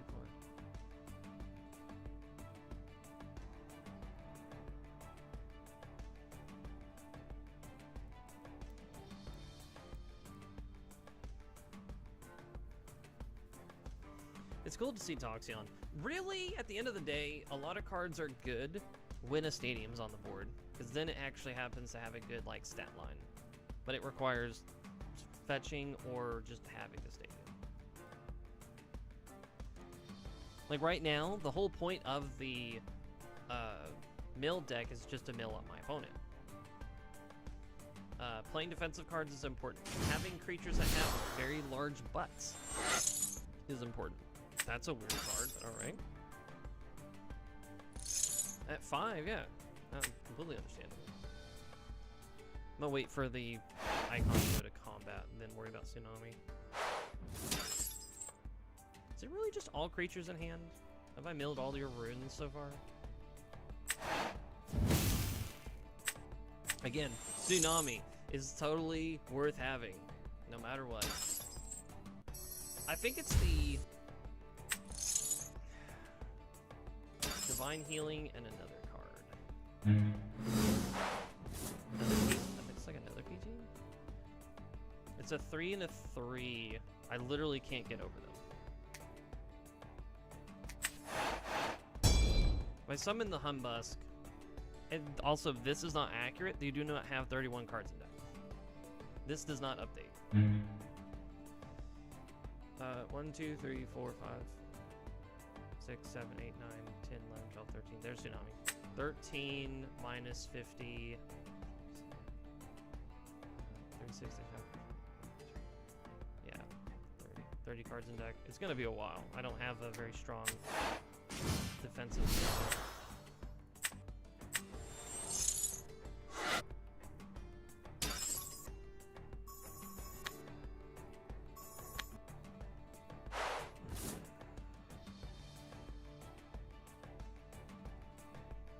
Definitely had better draws.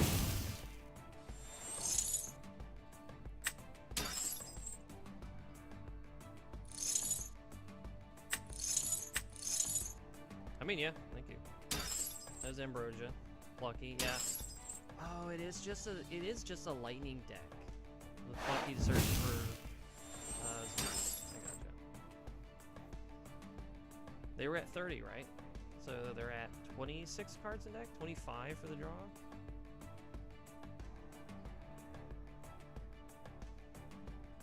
Most likely they'll swing at a Humbusk. Like, there's no way they won't swing at that, because that's the thing milling them out. Oh, wow, okay. Force your opponent to expend. Okay, that should be it being summoned. But they still need to disenchant. Why was that dead?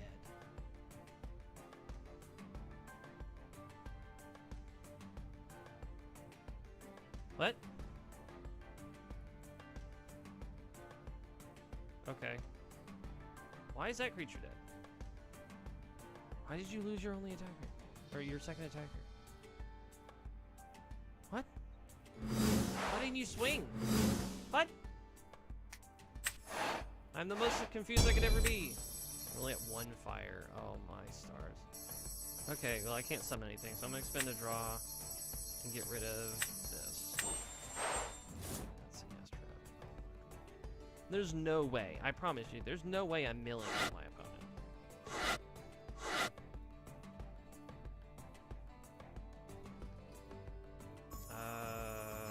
There's no way I'm milling at my opponent. I'm not going to live that long.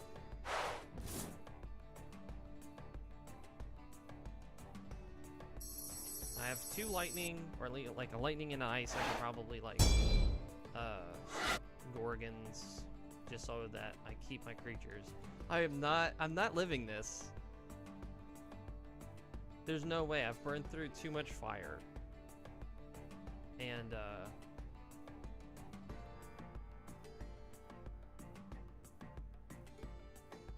I don't know. This is definitely, I've liked this game so far. My little deck is just trying. Yeah. Yeah. That's you're gonna just easily remove 1. All Zeus is enchanted, targeting my opponent's card face. Oh, I can't Gorgons.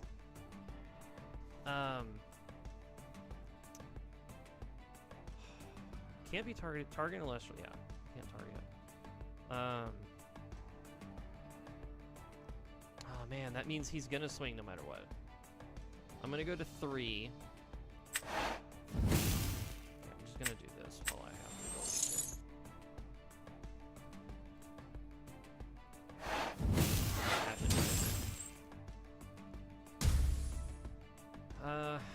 Okay, well, this isn't gonna help me. This could help me. The Ash Rabbit's not gonna help me. It's gonna mill 7 cards, sir. I wish it would update correctly. Dang it. That's so stupid. That's insanely dumb that it doesn't upgrade, or it doesn't keep track properly. How many cards are you missing? 1, 2, 3, 4, 5. I'll look at it. Why is it my turn? Why is it my turn? 1, 2, 3, 4, 5, 6, 7, 8, 9, 10, 11, 12, 13, 14, 15, 16, 17, 18, 19, 20, 21, 22, 23, 25, 26, 27, 28, 29, 30, 31, 32, 33, 34. Wait. Hold?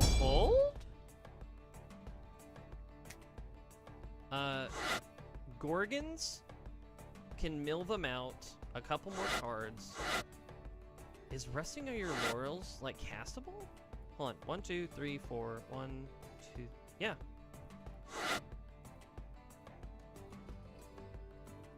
What? 1, 2, 3, 4, 5, 6, 7. When you cast, your opponent has 2 or more chain experience than you do. What do you mean I can't cast it?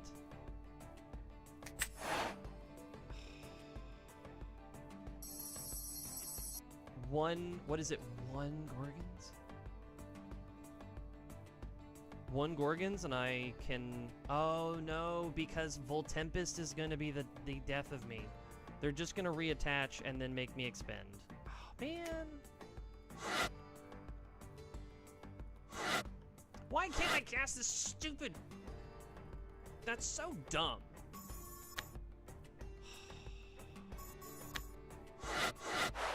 I should have been able to cast the stupid laurels. I have 4. They clearly have 6. Man, that's so stupid.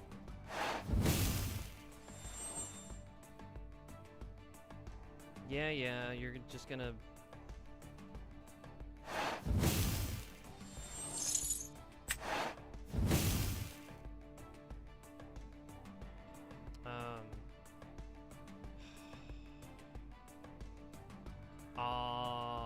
I know what I could have done.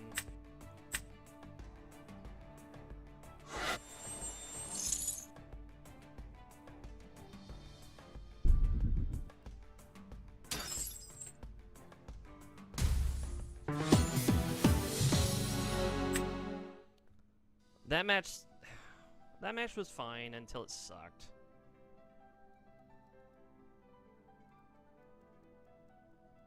Once again, what is it? You have bear spam, which is broken unless you have ability to deal with the bear itself. You have Zeus, which is completely broken because there's no other strategy revolving around gods. So like, you know, god removal is important, but that was really important with Firestorm. But you can't even do any of the stuff that you could do to fight against Divine Runes in this. Like, what are you supposed to do against a Zeus? Cast a Thunderstorm to destroy a rune? Like, what options do you have? None. Once a Zeus hits the board, like, there's nothing you can do. Like, they do not... This... Man. All I'm doing is complaining. And I apologize. That's what I get for not streaming the last time I played. Last time I played, it was great. I had a good time. I had good matches. Now I'm just finding reasons to whine. The collection of cards is so broken that it is unfairly positioning people to have to deal with the worst parts of Elestrals. Bear spam is a viable strategy with nothing that really competes with it, except maybe spiders, which that's extremely debatable. Hestia is good, but Hestia doesn't do anything. These cats are gonna drive me nuts.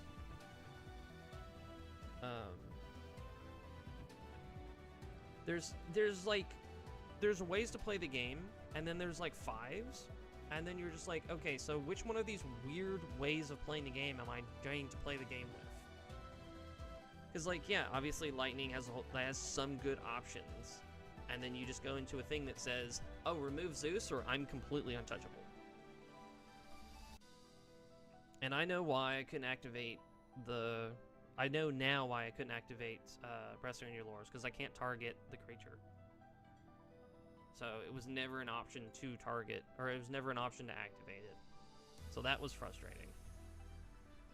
But no, that was surprising, though. I got real close to milling him out. But of course, he summoned a creature that was immune. I mean, it's like, just to put my money where my mouth is. Nothing here deals with gods. Period.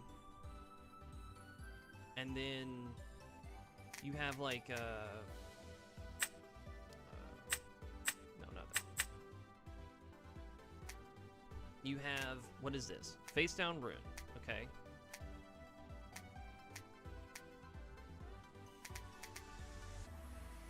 Target 2 Elestrals, okay.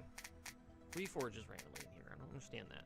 Rock in a hard place, okay. Well, it says, target a rune in an Elestral can't target the thing, okay. So, that's god removal, where most 9 times out of 10, they're not going to pick the god. Target and destroy rune, okay. I'm not running Thunder in my fire deck to the point where, like, Thunderstorm is an option to remove their god. Target an opponent's rune and return it to their hand. Yes, I will admit that Tornado is, like, a strange option when it comes to Divines. But that's 1 wind, it bounces it back to their hand, they can cast it again, so unless you're doing it in a very specific, like, oh, I Tornado your Zeus, and then I can, like, resting your creature. That's a specific hand that you can play. But there's no proper, like, Divine Rune removal in the game.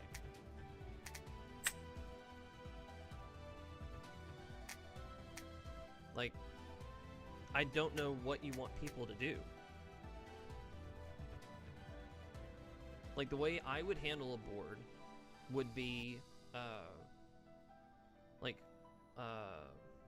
Poseidon's Wrath. In Fire? Technically don't even run anything for Divine Control there either. But there's,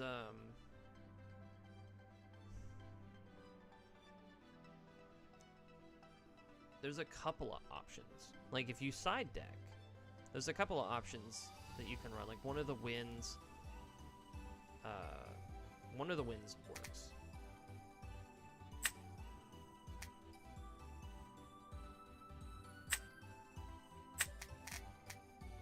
I don't know.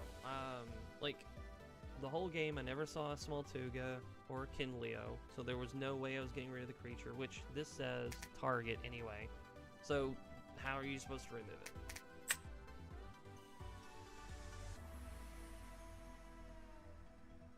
Like, shield doesn't target.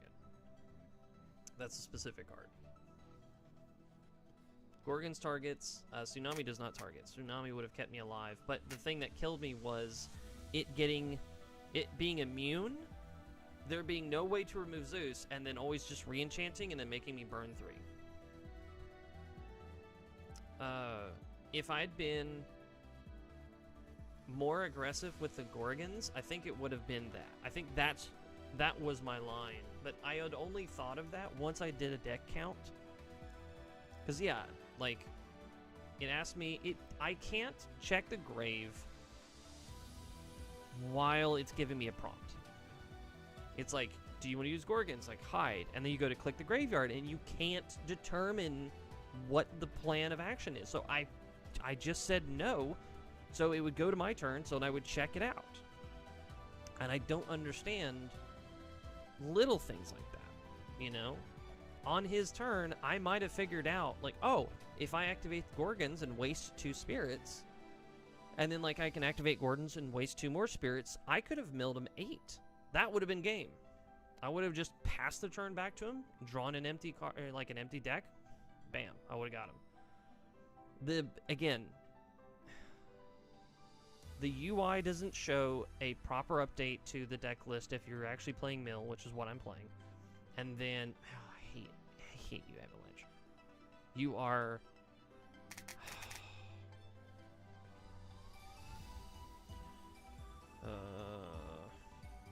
Also, I will admit, I am running 12 Elestrals. That's a very low count of Elestrals. That's probably an insane count.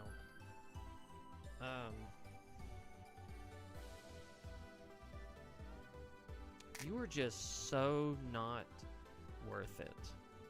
You were like, if you were hyper-aggressive mill in some way, like Avalanche, you know, actually still running Avalanche and stuff like that, but you are just so... You gotta go. I gotta get rid of this Lunar. It is aggressively bothering me. And, like, I get the Avalanche. The Avalanche is really good. You cast Avalanche. Where are you? Humbust is on the field. You know, it's mill 3 and then it's mill 2 more. Like, it's really good. But at this point, I'm at 2 with only 1 chance to cast it. If I had come across, like, an Ambrosia, too, man, that would have been nice.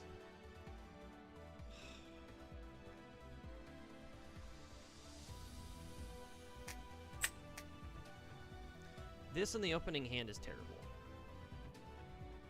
It's like, you can play it, but you really want it to be synergistic with the Humbust. I feel like I need to remove... Oh, now it shows a correct stat. Why was it showing 12? That's insane.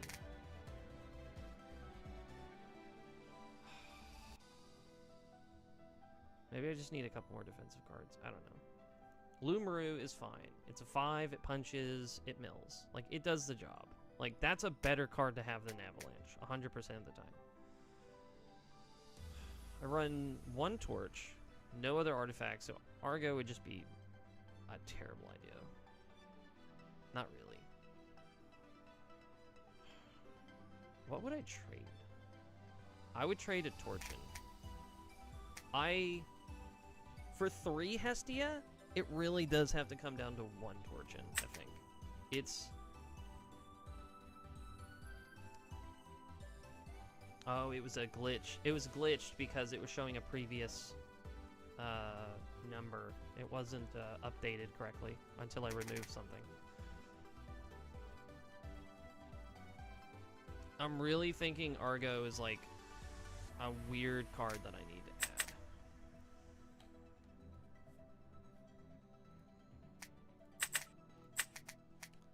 And the only reason why I'm even adding it is because Argo... Like, I was originally running Nectar, actually, in this deck.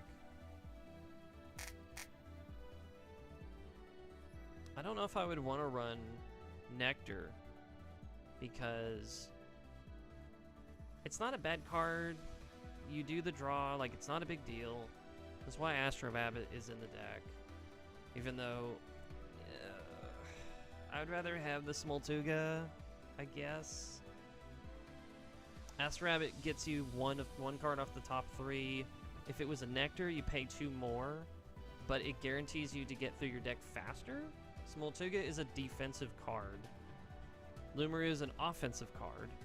Kinleo absolutely wants to Nexus off of Hestia. Lavalith wants to be summoned when you're on the back foot, so you end up having a 6/4. I feel like I just need to build a more aggressive deck. Like, aggressive. Like, wanting to burn, to draw cards and stuff like that. If you run the Argo, then realistically, oh,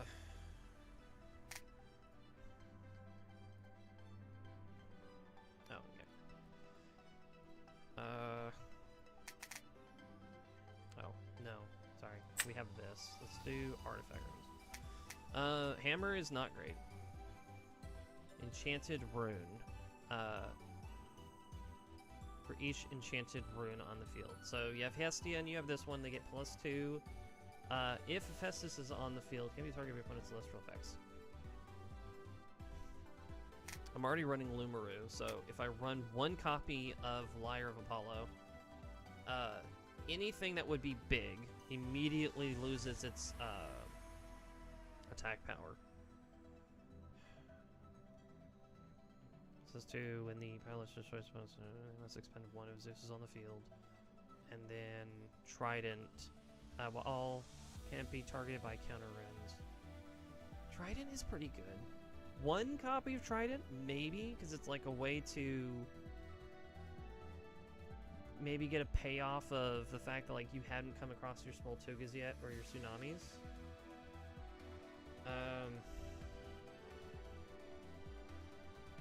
I also like Divine Healing. Divine Healing for 1 says you attach any 3 spirits to a Divine Rune.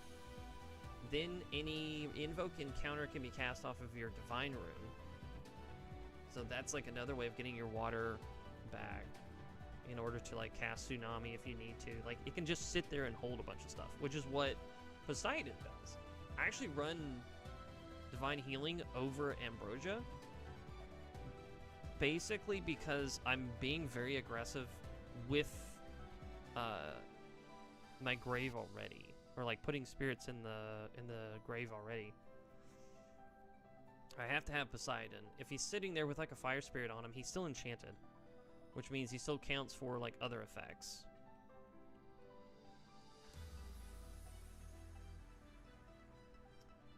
Let's see. Tomorrow.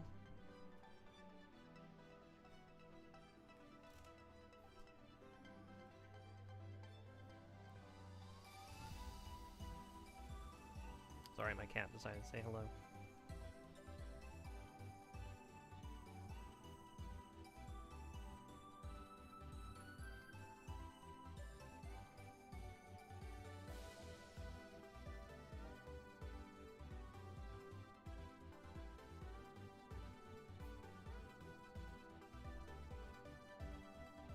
He's a cutie.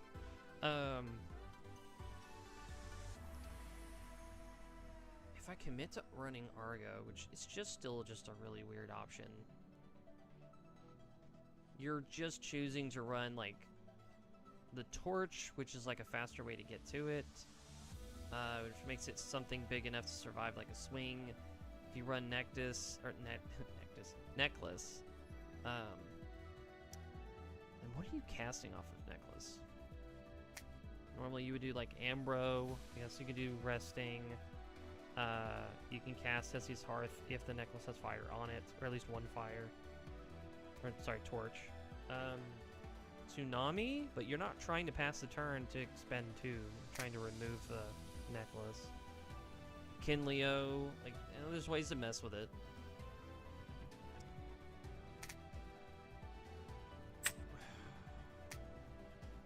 2 Argo for 1 torch just sounds really bad.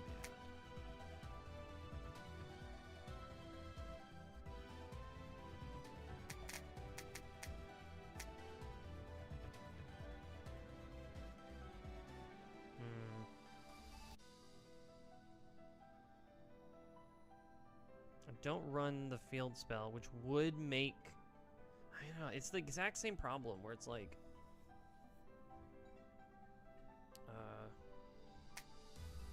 Hunbust doesn't change. It's got 3 defense. Like, nothing's gonna change. Kinleo can go to a 4. If it does Nexus, it goes to a 6. Or a 5. Cinder... Cinder goes to a 4. If you find a way to Nexus onto him, then it becomes a 5. Like, there's ways to play around the fact that if you happen to have the field spell, your creatures can kind of be big enough. Altar of Stars says that if you happen to be spamming enough bodies on the board, then you can always Nexus off of a creature to ensure that something else is like big enough to survive. I might have knowledge of the game. I also have a lot of knowledge of the game that implies that I should be a lot better than I am, but it's still just recognizing it and utilizing it.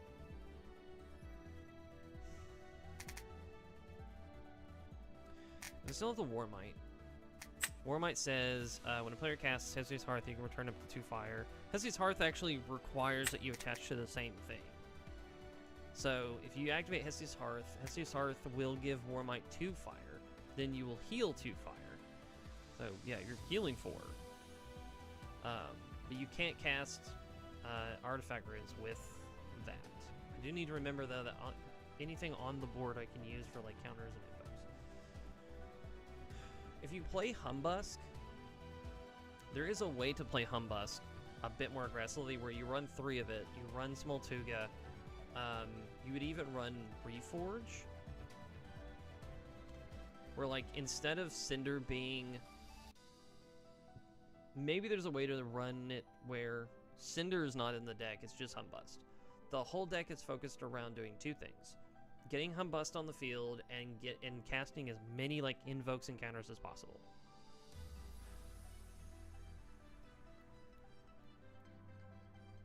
I'd hate to remove this because it is a 5 defensive creature, but I'm also thinking that if I'm just aggressive, I'm more aggressive, maybe it's just better. I don't know. It also could just be like a bad idea. So I imagine it's probably what it is.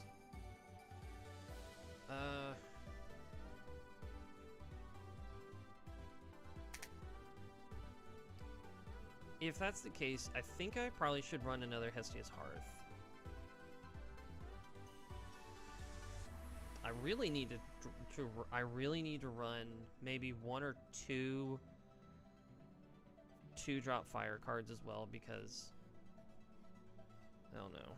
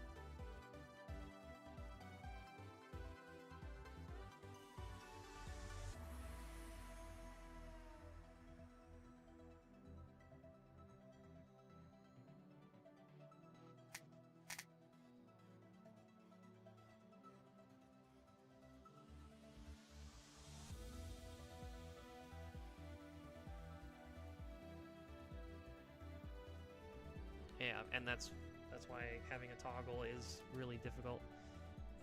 I may not pay attention enough to remember to turn it off. Anyway, I was rambling about adjustments that need to be made. I still don't like the Argo, and I'm thinking about the Volcaries and maybe the Forge, because they give everything a little bit of functional, like, power. Hestia's Hearth allows you to, you know, attach a fire that can make something big enough. But it needs a little bit more defense if you draw into that kind of hand, and a little bit more offense if you draw into that kind of hand. But I don't like the Argo. I still don't. Even though if you play the Argo, your opponent does anything that necessarily can, like, try to get over you, then, you know, it's like, Argo, okay, well, here's Necklace. But nothing provides defense. And that's, like, the other thing that bugs me is, like, out of all the artifact runes that you have, there's only one that gives you defense. We don't even have Bag of Wind. Like, just flat out, we don't have Bag of Wind. That's well, let me hold my tongue, because I just looked at everything. Yeah, we don't have Bag of Wind. We don't have a lunar artifact. We don't have... We have 2 fire artifacts? We have a different solar artifact. Yeah, we don't have a wind. Where's the list of spirits? Oh, it's right here. Sorry. We don't have a lunar. We don't have an ice. We don't have a wind. That's insane. Yeah. Hold on, I have something else to talk about when I come back.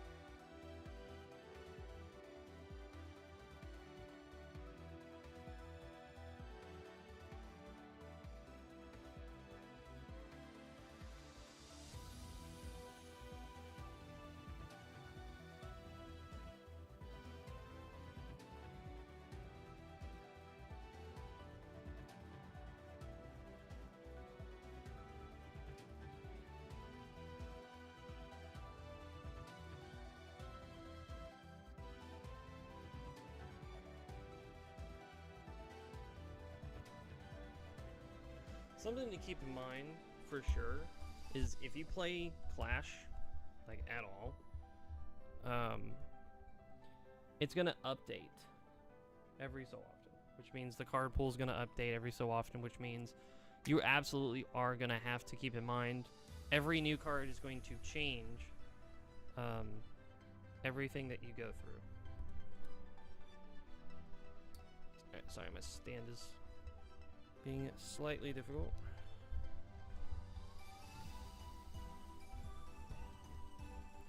So I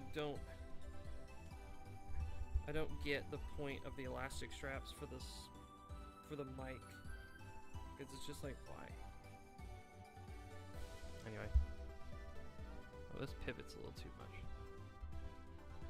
Maybe I don't have a choice. Okay. I don't know. Do I have a way to get rid of a creature that can't be targeted? No. No, not at all. Do I have cards that are just a little too reliant on having each other together on the board? Yeah, a little bit. I don't know. You'd think Smoltoga would be a better card going to 3, because if you ever draw it, you need to summon it to search for anything, but you never want to draw 2 of it, because at that point you're just, I don't know. Hestia allows you to get some sort of useful body on the board, and then yeah, follow the Wisp. Yeah, perfect suggestion. Follow the Wisp would be really good, because it says, you know, hey, if you're gonna swing, hit this. Like, that's such a good card to cast for Krakatuga.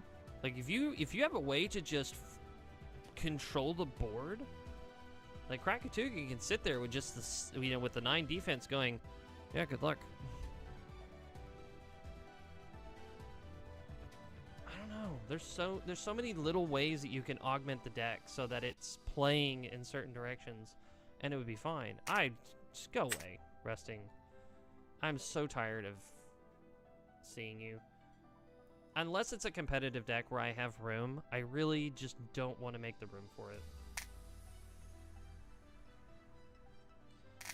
This is fine. I feel like that needs to be a 2. I want to draw it, but I don't really want to see it that often. It's so reliant on Hestia's Hearth. This is fine. Yeah, if I'm running, this would be, at a 2 would make sense if I ran 2 Hestias.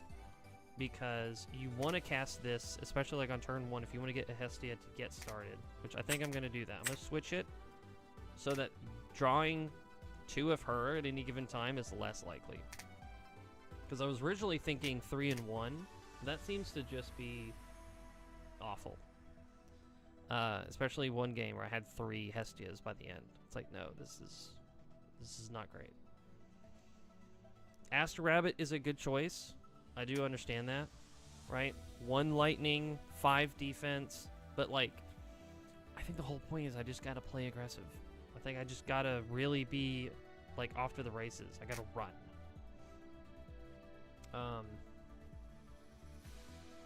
Man, I don't know. Running multiple Krakatugas is insane, but if you did that, you'd have to run more manual Hestias, because then Hestia could get you like a body, which, I don't know.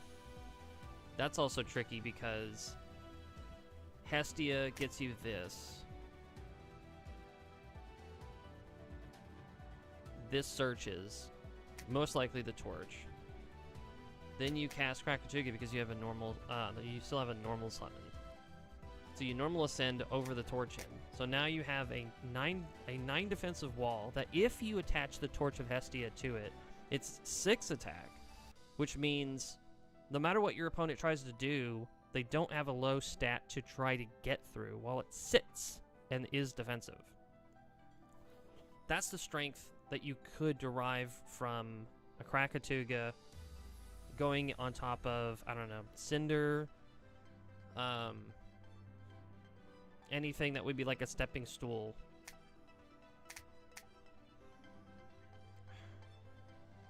I don't know. Argo lets anything become a +5 so that it can live.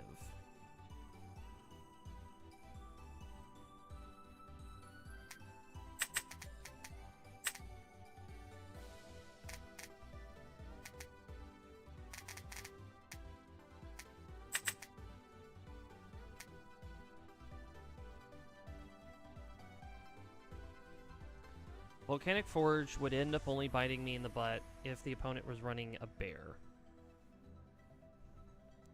Unless they were running, like, spiders, which I think one person kind of was. Which then again,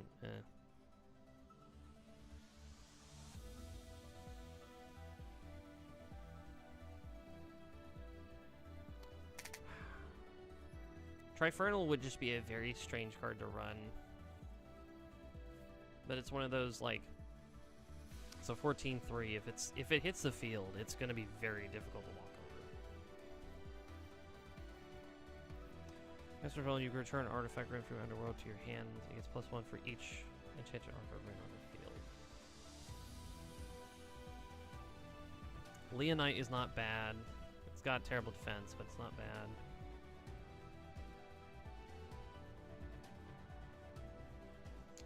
When you cast this deck, you can return up to 3 solar from your underworld to your spirit deck. During your draw phase, you can spend 1 fire in order to special send it to the big guy.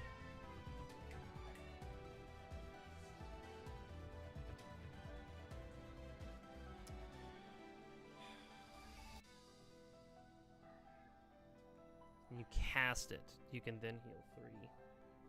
Up to 3 solar. That doesn't really help me much. The deck doesn't really do solar.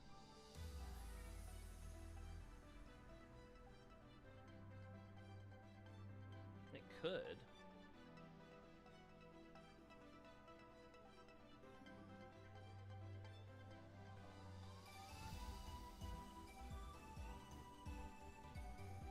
I don't know. I'm trying to make sure that the deck functions well. I mean, it just in a flat, basic sense, it functions well.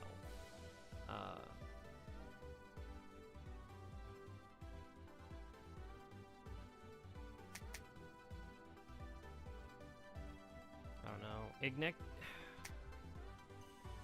I feel weird putting Ignector in the deck, but I get it. No.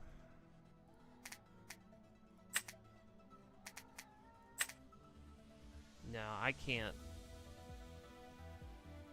If I'm gonna try to, like, summon Ignector or just, like, try to do extra summons, I think I have to run. Oh,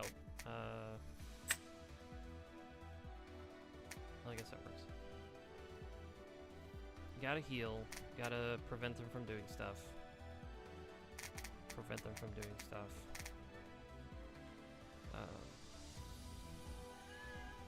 His heart doesn't really do much. I'm still thinking maybe 1 Volcaries is better. Because it's a 4 on normal summon. It's a 5 if you attach the torch, and then it turns into a 7 with everything being added. So it's a good candidate for the torch. Lumaru is the automatic candidate for the torch. Kinleo goes to a 5. Cinder goes to a 5. Like, those aren't bad. Lavalith is an 8. Krakatuga is a 6. Those aren't bad. Is it worth? I don't know. Let's keep. It's always messes with me because you go from collections, you just go to home, but I keep thinking like, oh, I need to back out of the menu.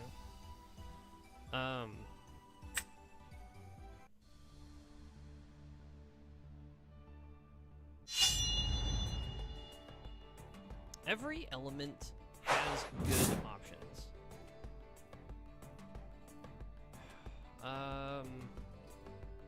I go second.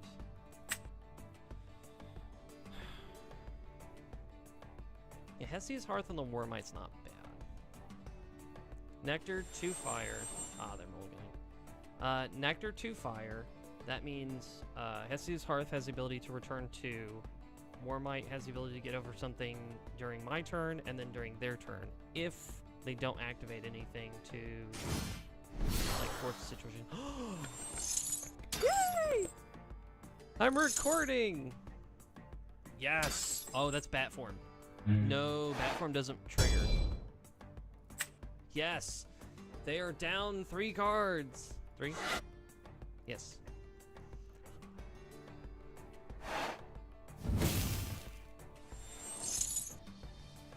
Okay. I lost a... Oh my goodness. Did they just cast a second... Oh, no, that was the +2, I think.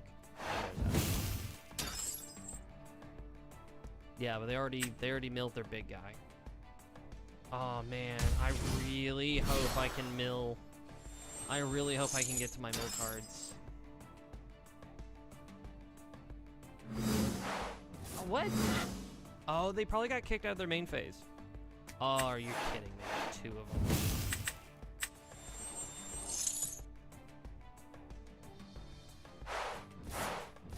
Ooh, that Lavalith is free. What is it? You can destroy a rune? Ooh, that Lavalith is free. The problem, there's one problem. No, because it's -3, so it goes to 4.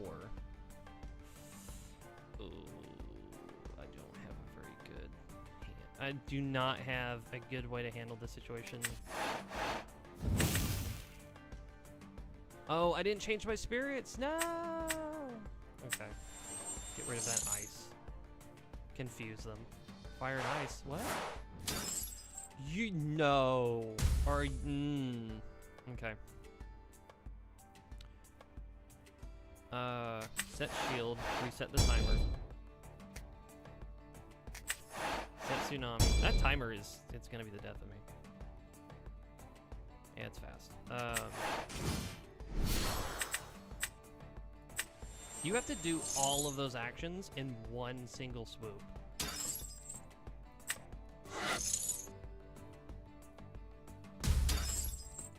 Okay, set Nessie's heart. I'm removing so much. I'm just gonna activate it. Oh, I didn't get rid of the lightning. Crap. That's 3 nectars in 1 turn. That's crazy. Enter battle phase. Obviously, I can't swing, so it's fine. But I have a water that I can delay with. I got rid of their back row. Let's see. No, it's good. That was pitch. That was pitch, right? In order to get 2. Yeah. Indus and Abominable. Still as a normal summon. I have Tsunami pretty much to control the situation. This is... Can you let me read? You can spend ice in order to search your deck for up to 2. Yeah. Well, it's not like I can negate it. You already lost the bat form, so I don't know what you're gonna do.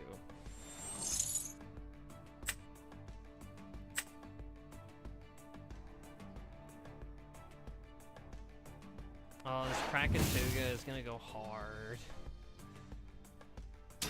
2 Indus form? I guess that kind of makes sense. I think I was considering 3 Indus form as well. It's gotta be the shield. Poor Lumaru. Oh, wait a minute. No, just do the water. Oh. Yeah. I almost forgot how they want you to use shield. Yeah, Ashbrow's gone, which means as long as Morfrost stays, like, they'll ascend over it. But I'm about to smash. Oh, I'm about to smash. How many fire spirits do I got? Okay, Hestia needs 2 just for another normal summon to get aggressive. If I do Volcaries and then I go this, Do I get aggressive? I can. It gets me big bodies, right? 2 big bodies that might live, and then I go into a Krakatuga in case they burn themselves for too much. Why these Volcaries is like making me feel powerful. I have to do this while I match.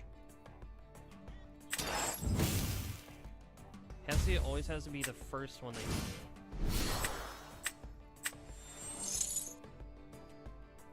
So there's 3 fire spirits on the board, so yeah, this is 6.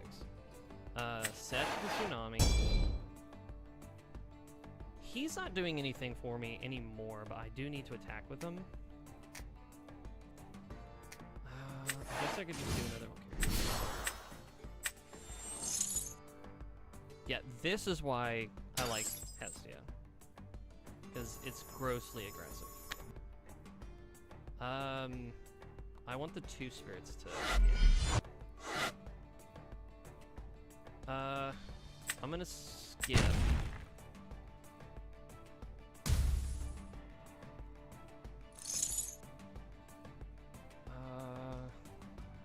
Skip.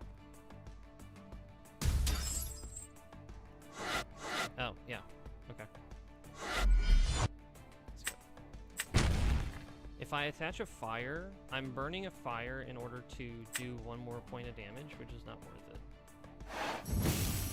I need to summon the Warmite for the Hearth to be worth it.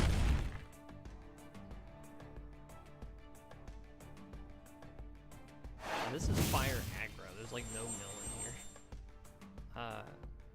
Yeah, skip. Yeah, there was no good card to pop.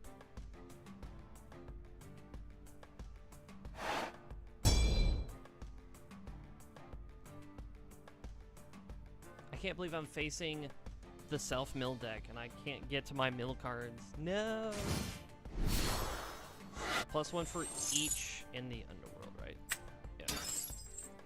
7. It's only 1 above. Yeah, you're good. There's no way. Unless you cast Tsunami, I'm not. Like, I'm getting in.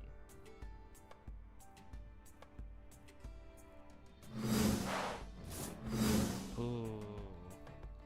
Cinder's not bad. The problem is, if they're running the deck that I think they're running, like, they're gonna have the 1 card that I was like, that we alluded to earlier.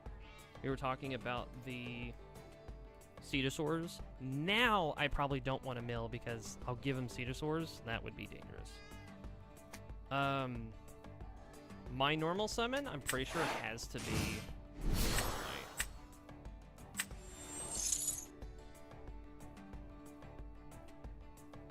And then I would rather activate the Hearth on my opponent's turn. Yes. Even if they switch its position, it's smaller. Alright, 1 back row card in a dream. Holy cow. No! I just threw the whole game.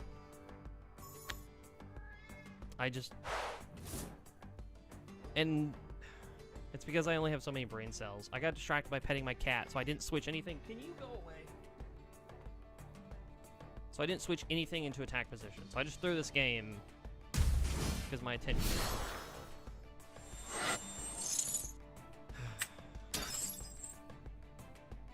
my goodness. I'm so mad. Should have just punched over it.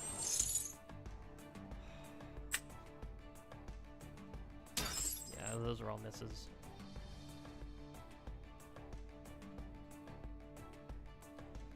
I don't know. I guess you could say a weird comeuppance is like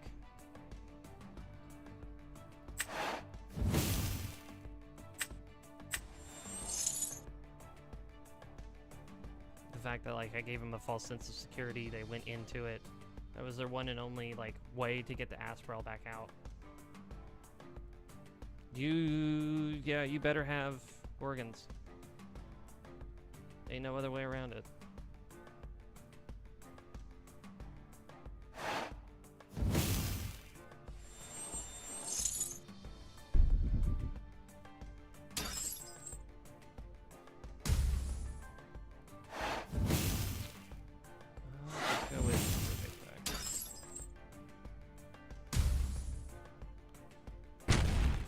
He'll get in for 1 damage.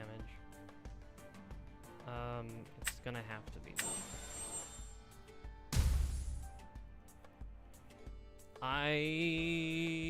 I'm pretty sure I have it. Because they went to battle phase without setting anything.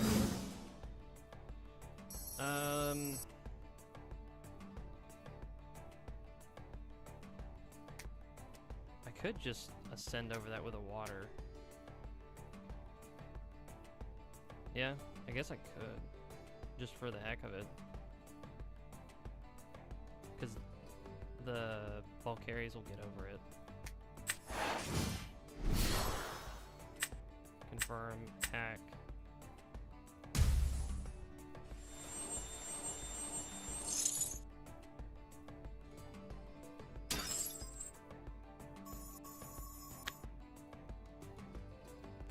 I swear to God.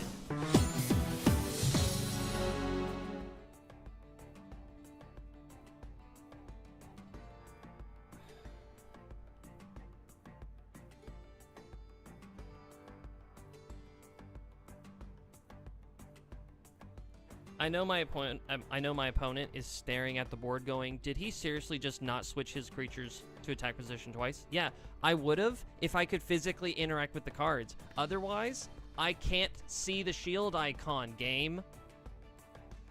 I know it's there in the top left corner, but it's still not clear enough when I'm having to process all the rest of the information that it's in defense.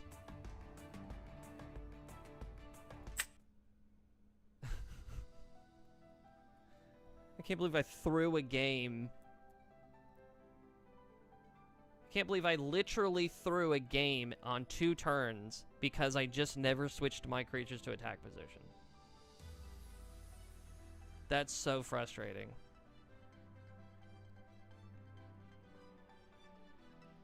Other games, that wouldn't happen. This one, it's a colorful artwork that shifted slightly. Like, that's not going to be good enough for me to think, oh, yeah, I've tsunami'd my own creatures, but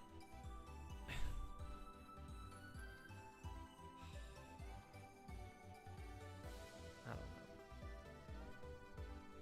Maybe I'm just tired. Maybe I'm just making really bad decisions because I'm tired. I feel like that's not the answer. I feel like the answer is,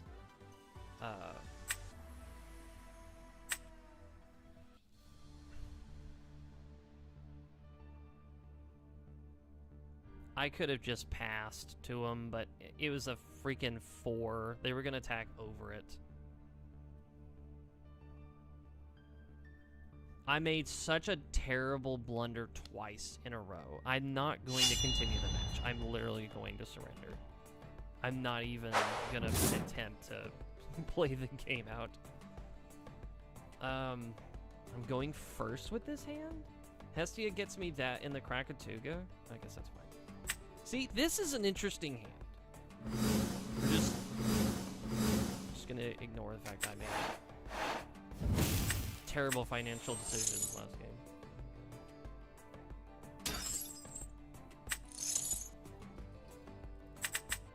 It's alright, we're learning. We're slowly figuring out that I'm insane. And can't read or pay attention.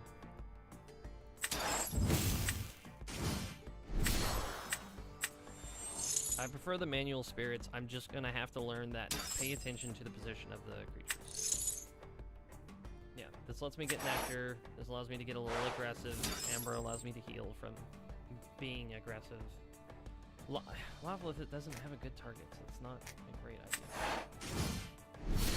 Water, confirm, defense.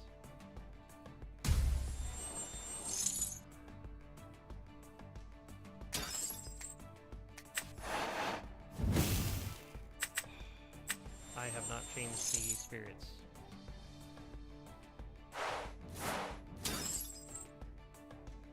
Okay, that's better.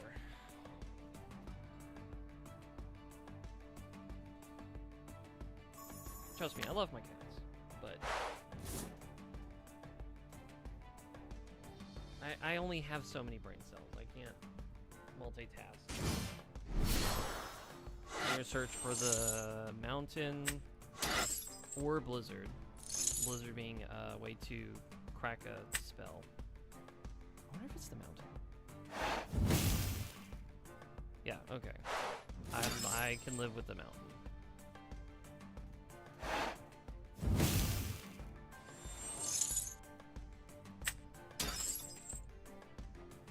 Like, it's never gonna be big enough.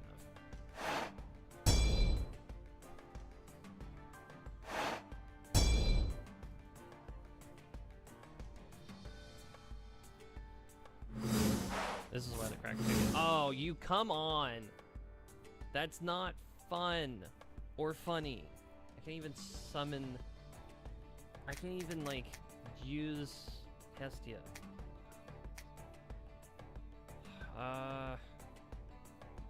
What is even going to be a good option in this situation? Because Hestia's going to die. No, I guess I don't have a reason to use her. I can get the Kinleo as a...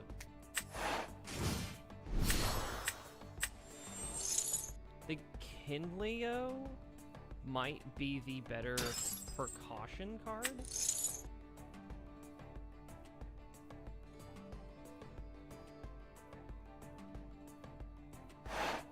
There's the one.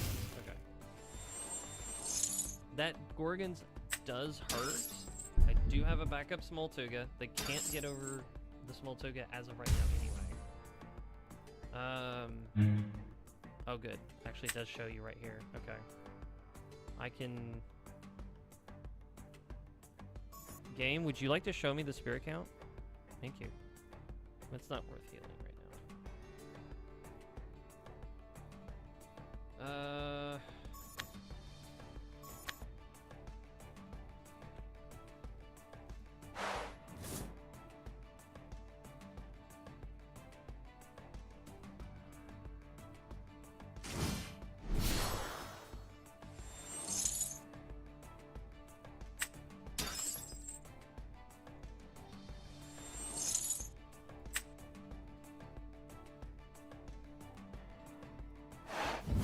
Summon the creature. Yeah, they'd have to summon Scorpio, point at something, say, you get 0 defense, and then pay the 2 extra to get over it. Okay, so the Krakatugas are working. Right, the Tugas. The Tugas are working. Thank you.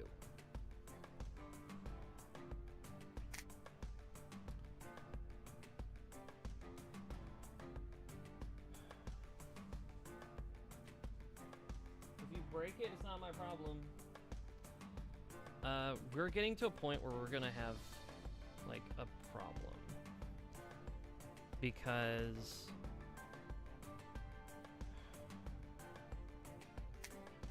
yeah, I could put Lavalith over the Krakatuga if I decide to go offensive. Confirm, cast and defense. I will have to Ambro. I was about to say, another Gorgons? No, I have more creatures. I can't use Hestia. Humbust.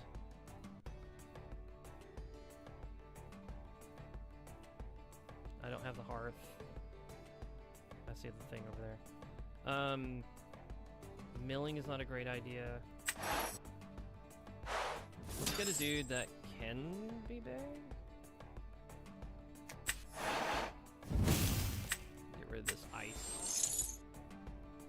Since I still haven't changed the spirits. I told you I can't multitask. Oh, the waters are still on the board. I still can't do anything about that. Crap. Okay.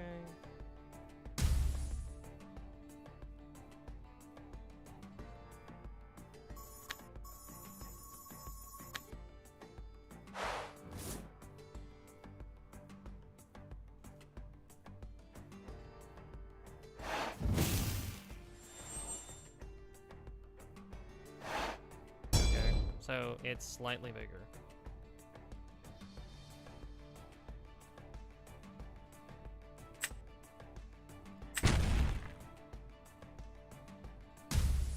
It's a 3.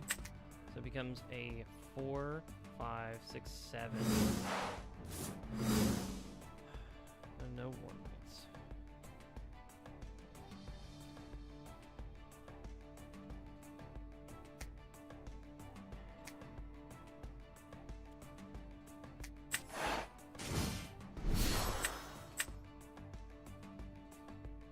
I'm not getting everything in anything by attacking, so I think it's just going to be defense.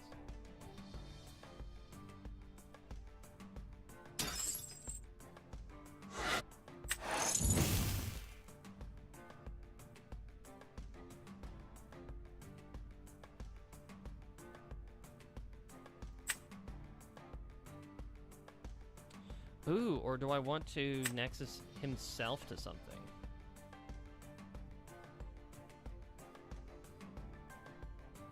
Because he's not going to stick around.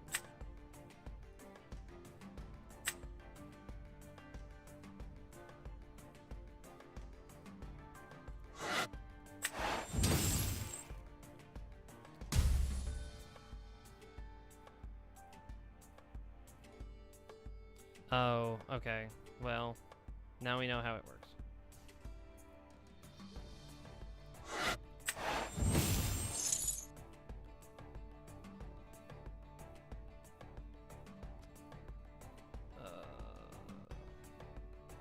4, 5, 6. It would only be a 6.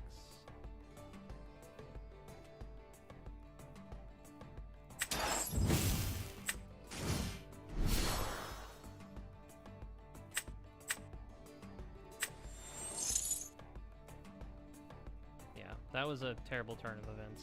So now we know better.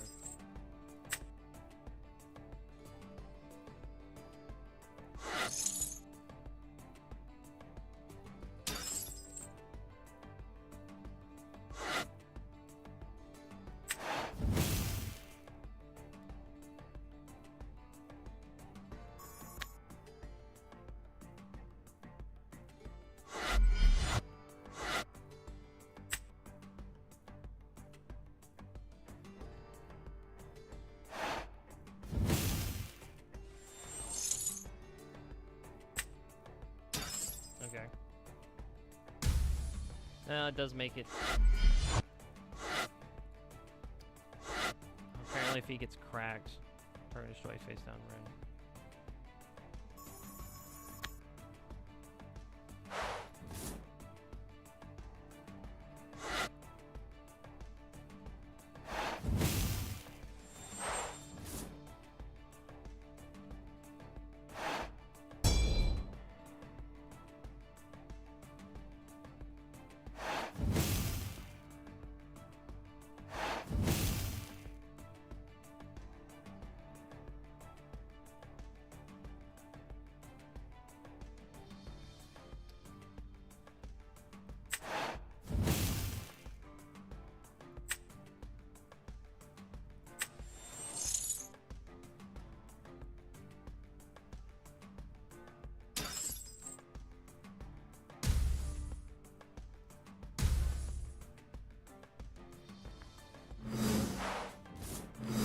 Going great.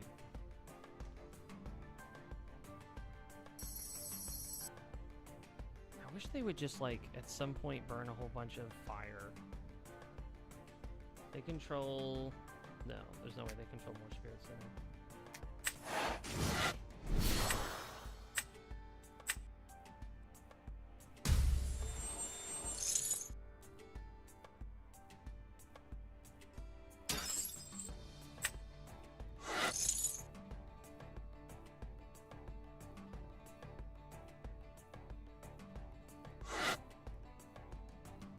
Popping the mountain might have been the better choice, but...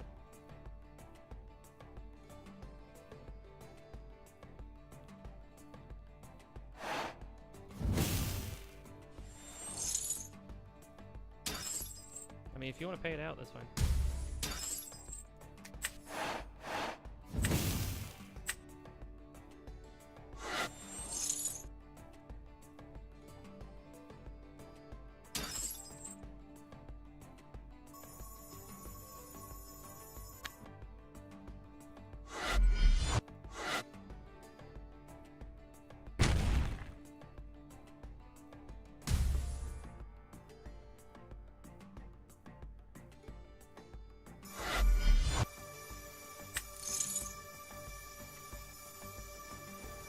ringing for the equip is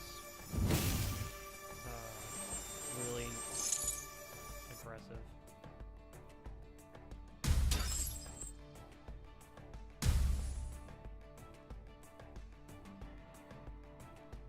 I think it has to be the Torchin. Oh,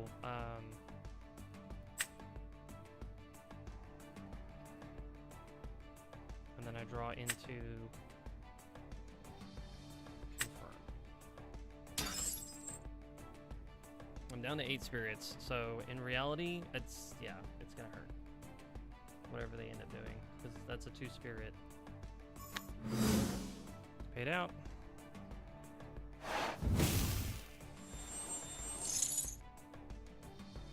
They're at 5, right? What is it? 1. I don't have a water. That seals it. I can't do the Krakatuga thing.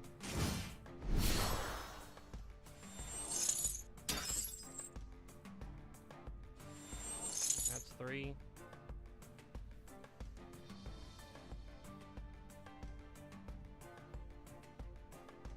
I think the only way I'm out of this is if I draw.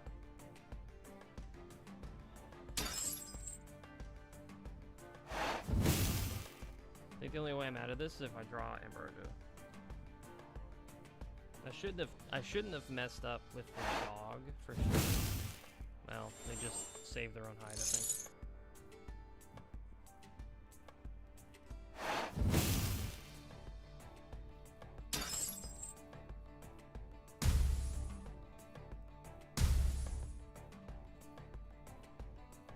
I could still put a 9 in defense and they would have no way of getting over it.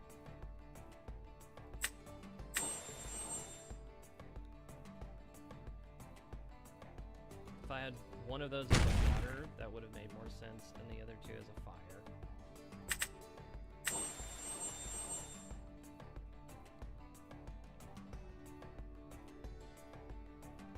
Because the Krakatuga is all I had. Funny enough, I knew what it was going to be. What's the plan? I had 1 torch. Torchin, it puts me at 1. That's 1 fire. Puts me at 4. Hestia puts me at 2. Krakatuga puts me at defensive wall they can't get past.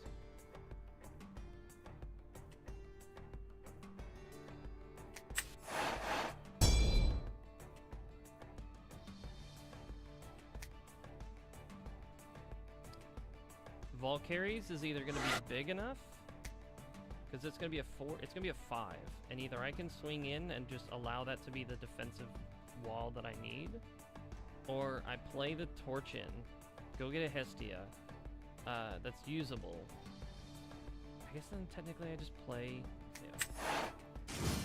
defensive card.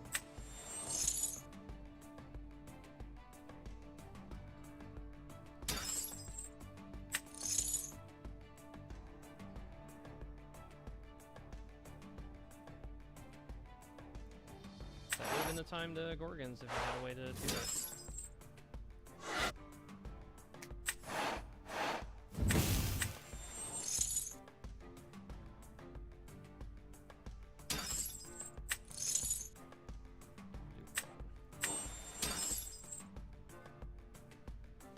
Now the question is, no.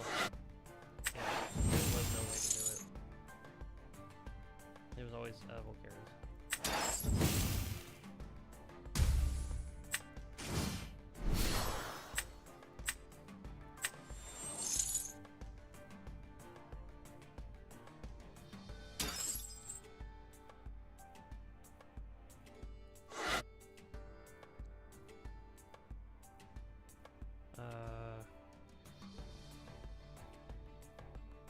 Next is fire. There's no reason for me to do that.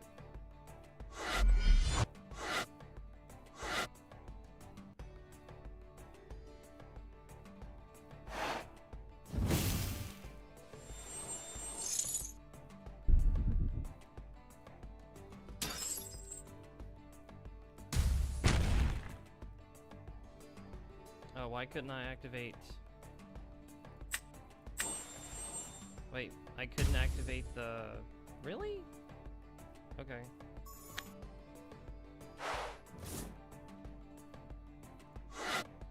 Why couldn't I activate that?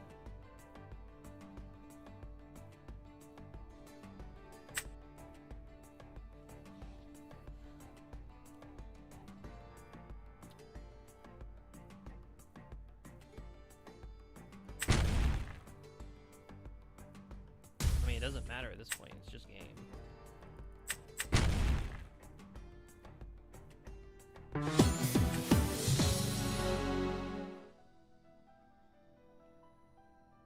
Yeah, that's what I get.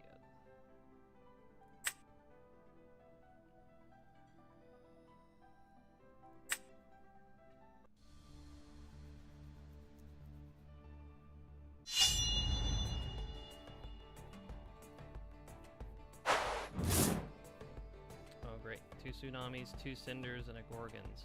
Wow. Can I...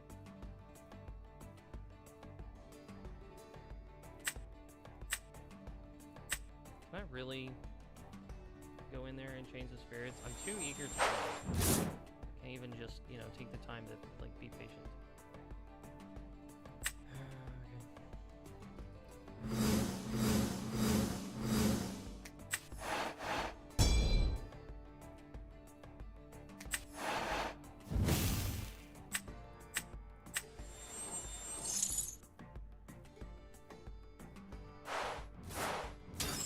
Good. If I don't get anything worth it back.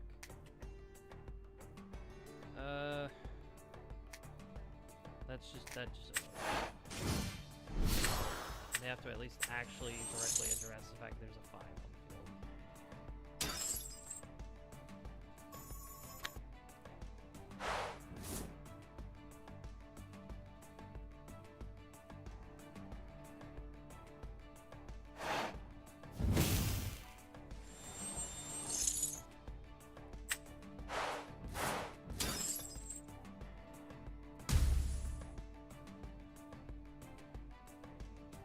It's not mill, and I remove the mill cards just to make a better aggressive deck, then what's the point?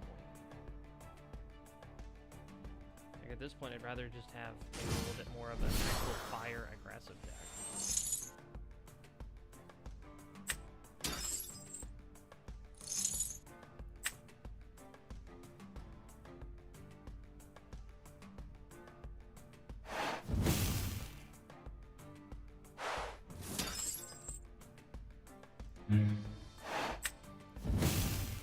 If they have hibernation, then yeah, they can go straight into it. But it also means that if they have hibernation, they probably have the game, which means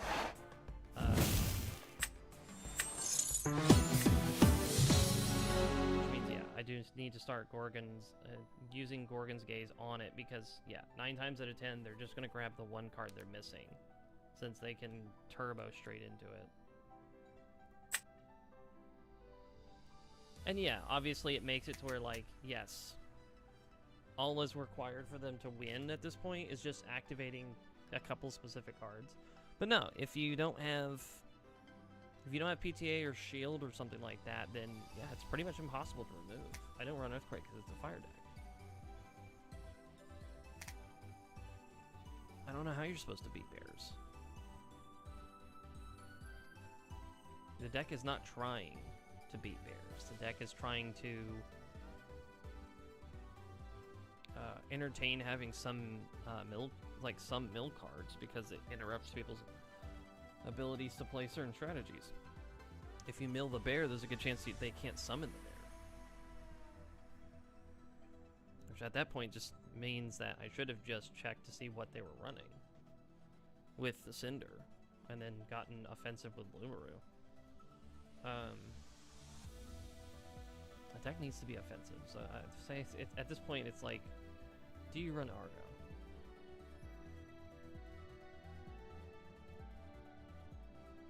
Fix the spirits. Yeah.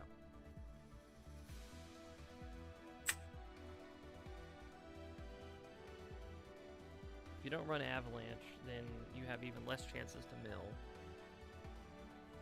If you don't run Shade, you have even less chances to mill.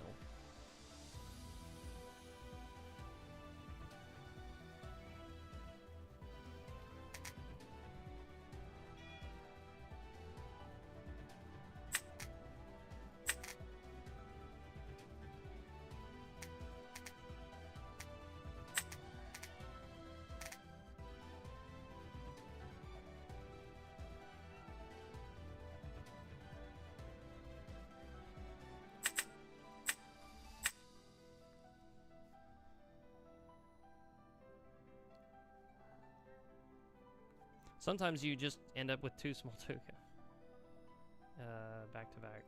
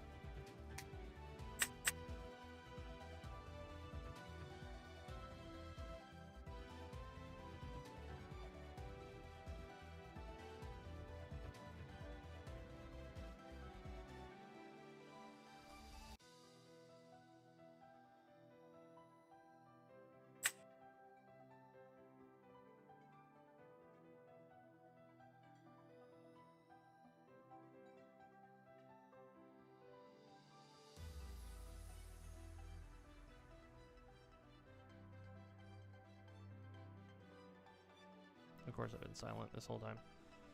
It's hard to build a deck and feel like it's valid just because, like, if it's not some sort of aggressive, then it's just not going to do a whole lot. Like this, you know, the whole point of it is like, oh, it's just kind of the better halves of water and lunar.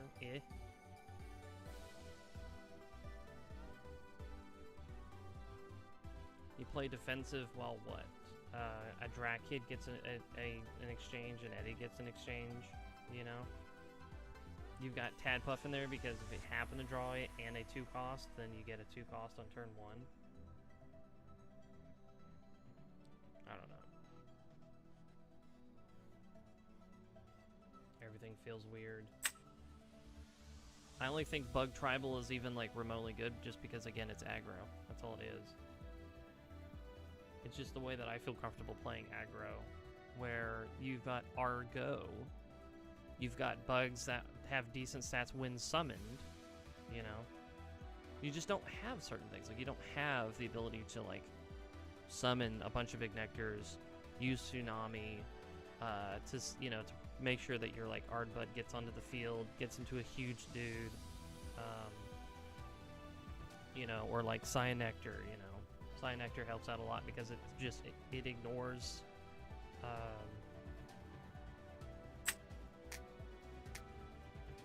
it ignores things.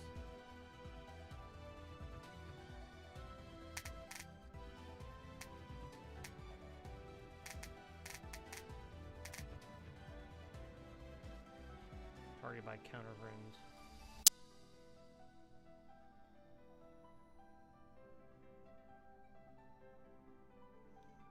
Well, a Bag of Air, or sorry, Bag of Wind,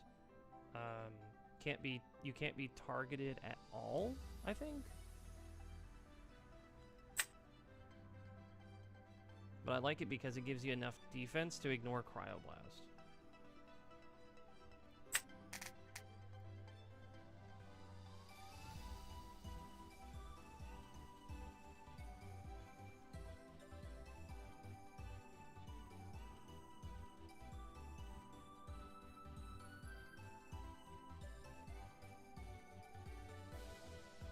I don't know. I think the mill deck is, like, okay, although a bit too aggressive. That's why I added the Salashade back, just because Salashade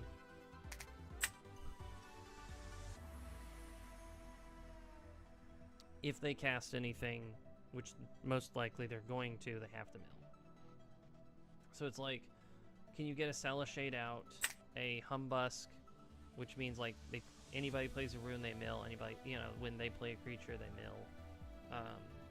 Salashade gets bigger over time, which, you know, kind of is a good thing because it means that he'll get cast, like, most likely later in the game, and then he'll just be, like, a huge body. He has 3 defense at least, so it doesn't get, like, cryoblasted. If somebody's switching stuff around, right? Eddie can't get over Krakatuga. The whales can because they have 5s. So they would easily just whack, you know, Krakatuga and ignore Tsunami. So that's annoying. And that's like, how do you compete against creatures that simply just say, when played, I have advantage over anything that you plan on doing? You have to have Gorgons, you have to have Shield. PTA doesn't work because their attack goes to their defense.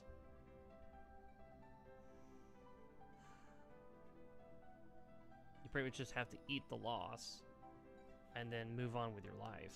Which again, the whole reason why I was really looking forward to this because I wanted to play Majursa. Or not Majursa, Majesty. I wanted to play Majesty. So I'm making the best of what I got, and the only thing I really got is Fire Aggro. Where it's just like, I've got things that help me mill, that allows me to disrupt my opponent's, you know, future plays, that's very expensive.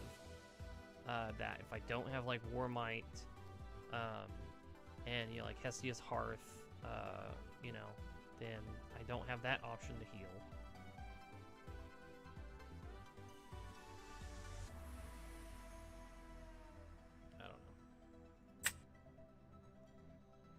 Spider Hestia is definitely too slow. I don't really care for it.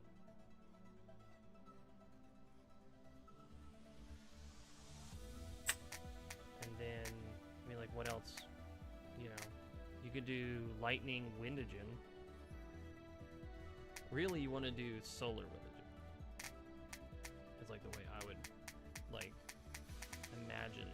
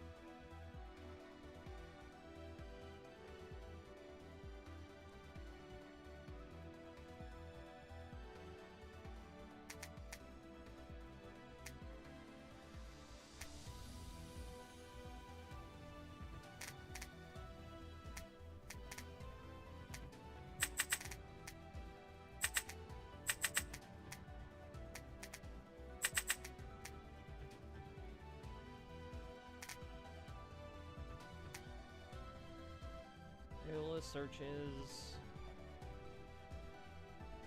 Hydrate or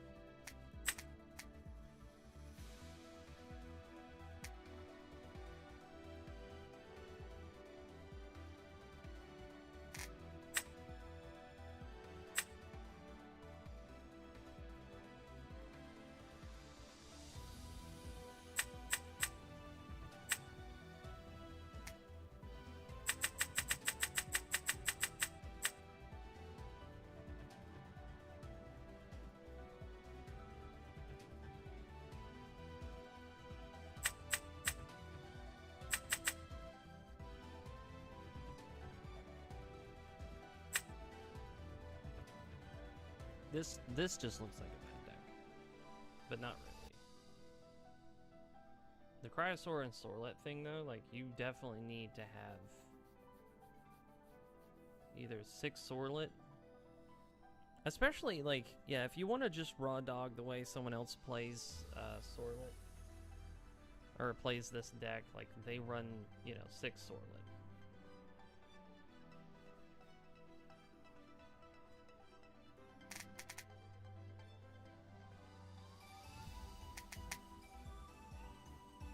Yeah, he's a 4.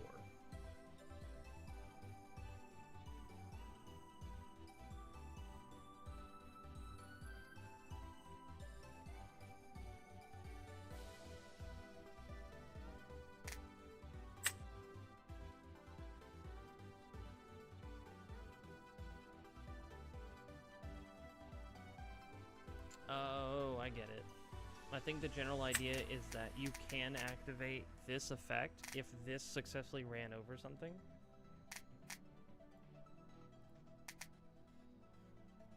I think this is probably not the best idea. And I don't mean like I shouldn't run it at all. Like obviously it makes Tornadogen, you know, like more reliable. And even running a second like Aeolus is actually not a bad idea because you want to get him. You want to go into Tornadogen.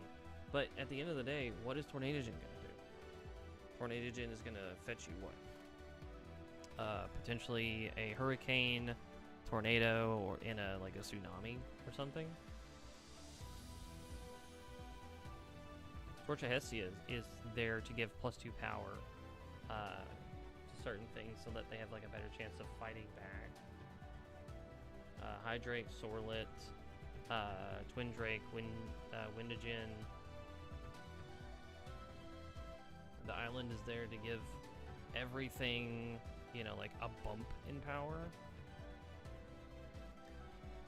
Granted, nothing can fight a Penterror.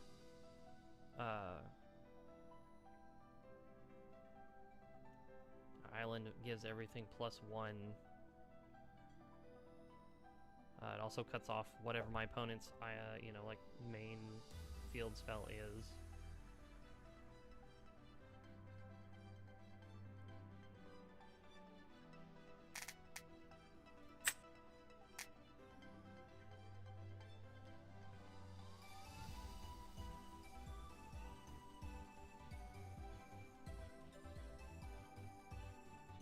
Maybe not 2 Torch of Hestia because it's not really that important.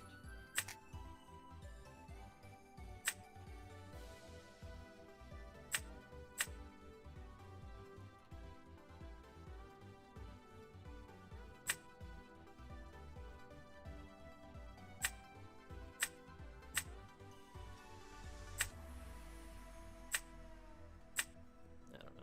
It's probably not going to go that well. I'm still also just building decks based off of how I am like aware of how decks are ran and function and stuff like that. I'm going first with an absolutely awful looking hand.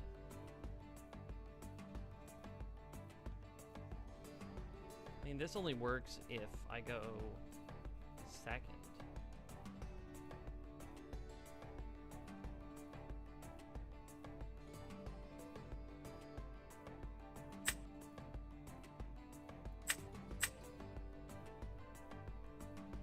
No defensive rooms or anything. GTA, Windogen, Hydrake again, Aeolus,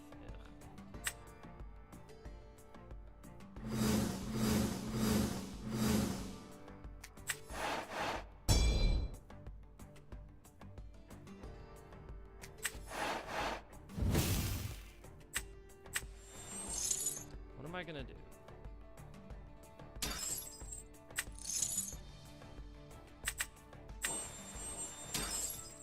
I don't think I'm going to do anything this turn. I also don't really want to just cast Windogen in, you know, just raw, call nothing.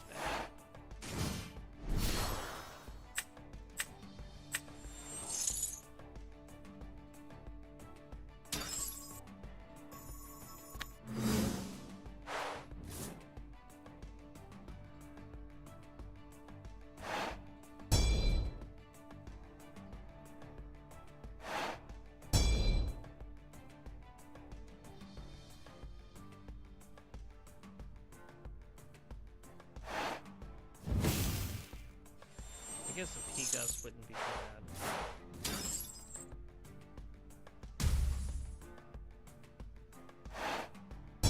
Okay, well, never mind.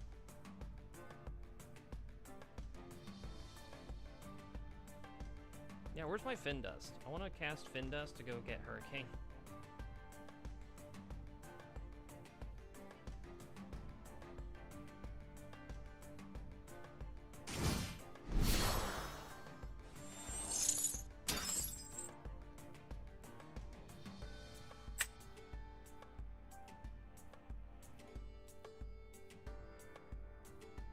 Yeah, and of course they could just have a PTA and stuff like that.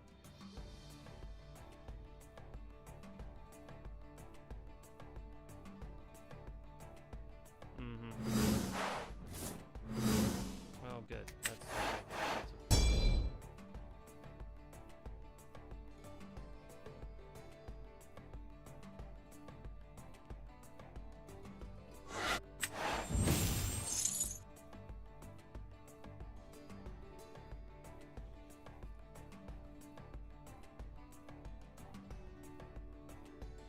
Legends.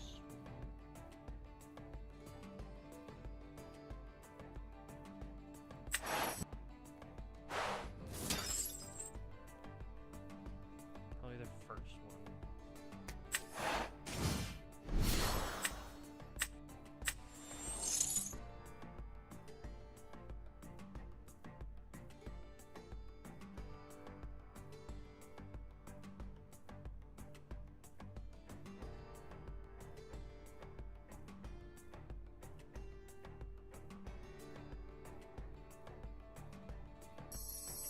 Unfortunately, I've got like a bunch of stuff to use. Ah. Okay, well.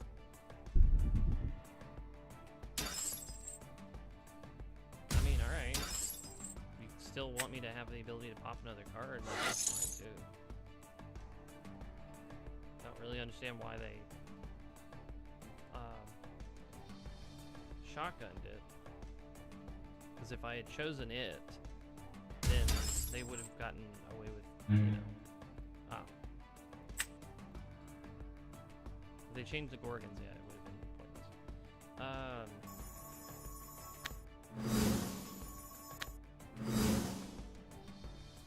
I love how they're just absolutely trying to make sure the Hydrate does not trigger.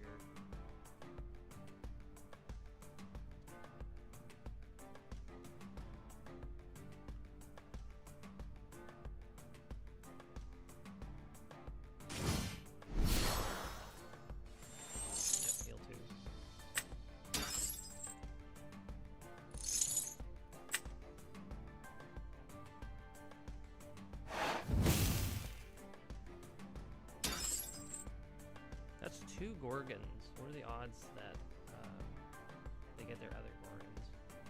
They could also just shield the Hydrate.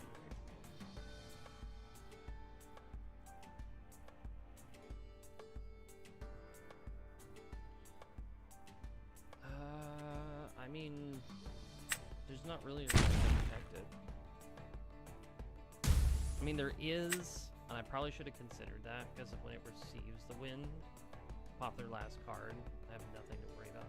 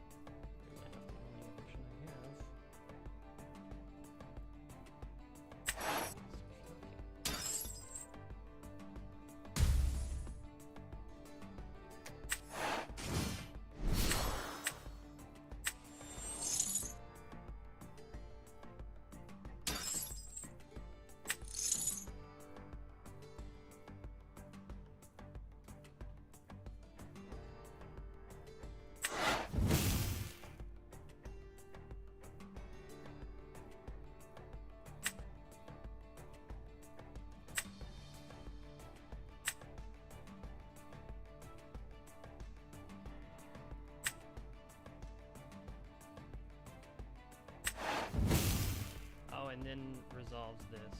Okay, so another tornado.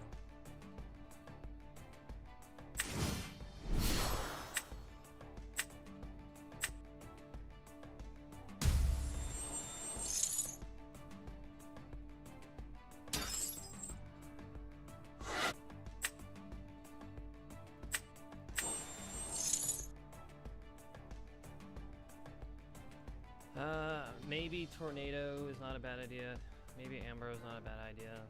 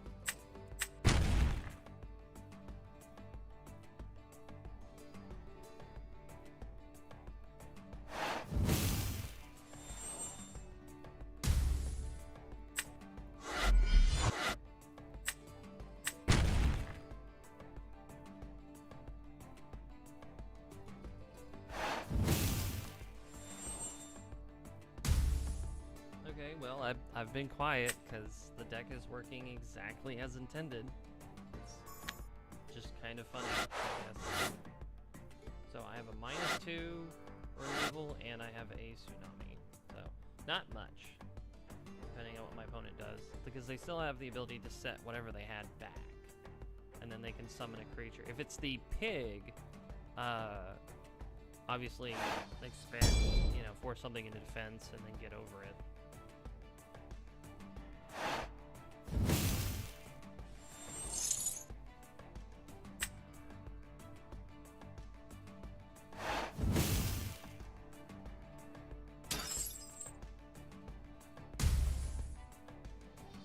So that's not a bad Ambro, but depending on the amount of spirits you have, it probably didn't matter.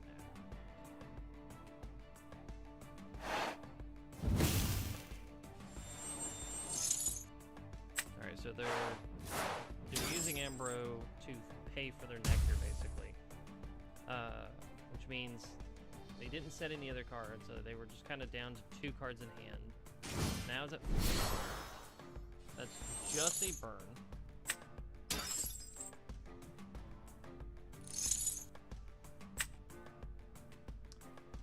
I don't think that's gonna come up in any way.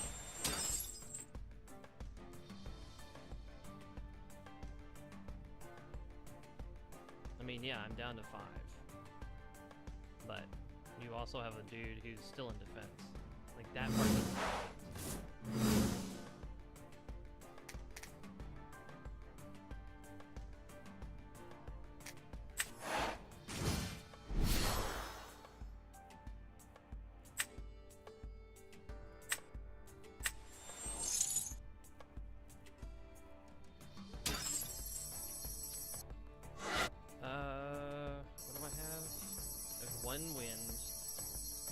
Means I could do this, and that's it.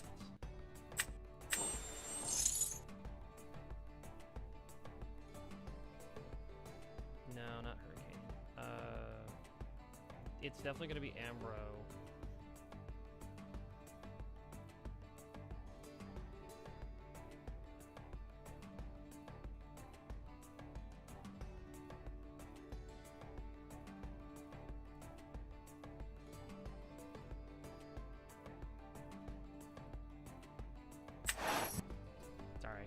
Panicking slightly because I didn't want the timer to like go down. Oh, thank you.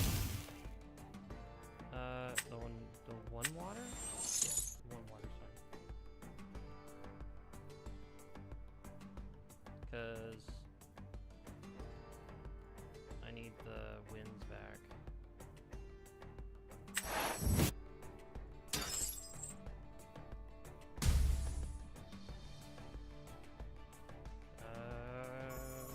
Yeah, let's go.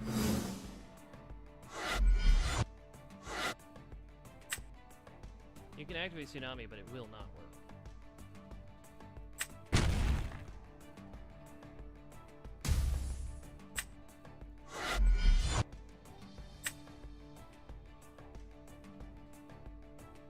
You can, what, burn 3 spirits for shield here? It puts you up.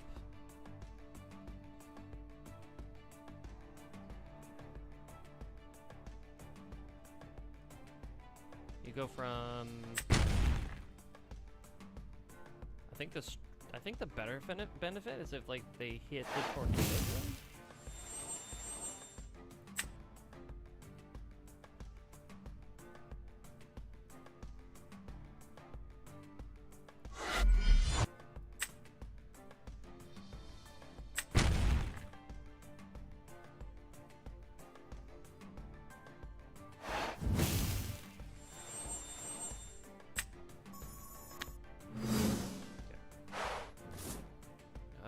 I'm holding at 5 spirits.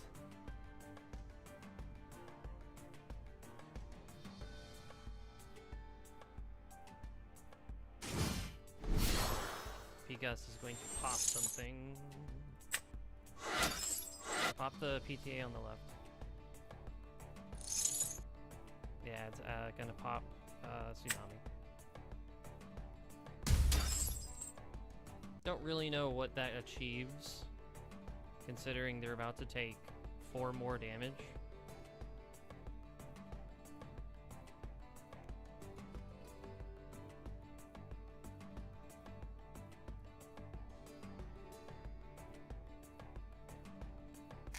Because I can just summon a Hydrake and just have another body to threaten damage.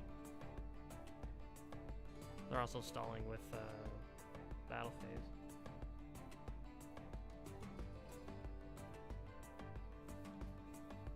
I definitely don't mind the music, it's just way too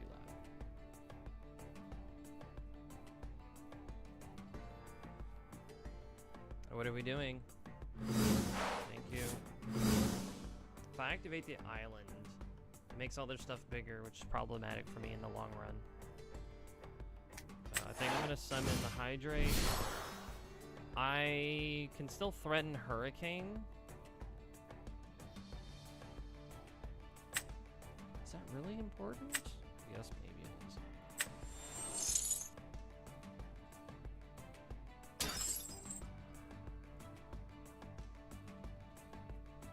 I have 2 wind. If I sack 1, then I can always aim for another. I'm threatening 5 damage?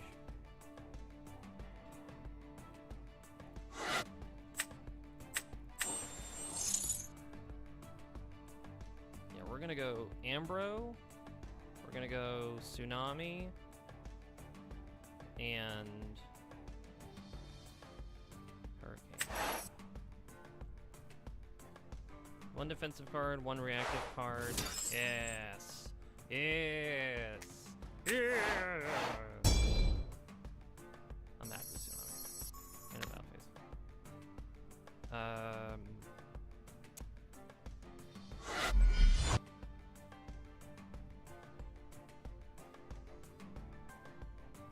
They have something. They're just choosing to never use it.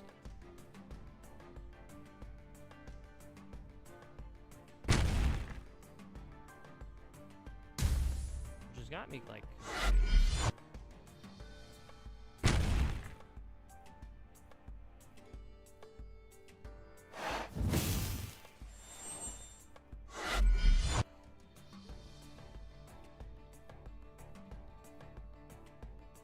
they can take me off of power, and they can do quite a bit of stuff, but like Island still ensures that if I keep a body, that it's just potentially going to be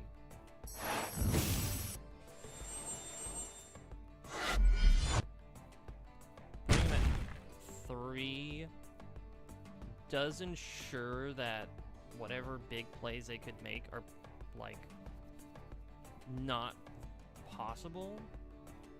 It's also Tsunami can be cast off the Sorlet right now, if need be. PTA, I just basically ensures that whatever they summon is not even big enough. So right now it's some sort of really good top deck. Could also just be Ambrose in hand. That just prevents me from being able to close the game. It's always an option.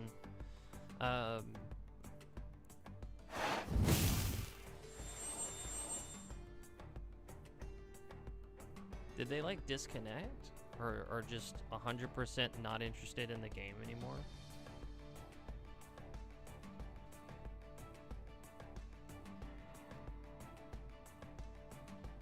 I mean, like, unfortunately, wind is very expensive, so I've put myself to 3, but this is the result of what I've been, you know, trying to do, what I've been trying to get to. My opponent gets all of this time, and yet I get no time during the main phase. Like, thanks, game. I'm sorry. I'll try to stop complaining about the timer. You're going to 2. You can only cast basically 1 rune or 1. Okay. Solar, actually, that's a little bit useful for that deck. And then lightning,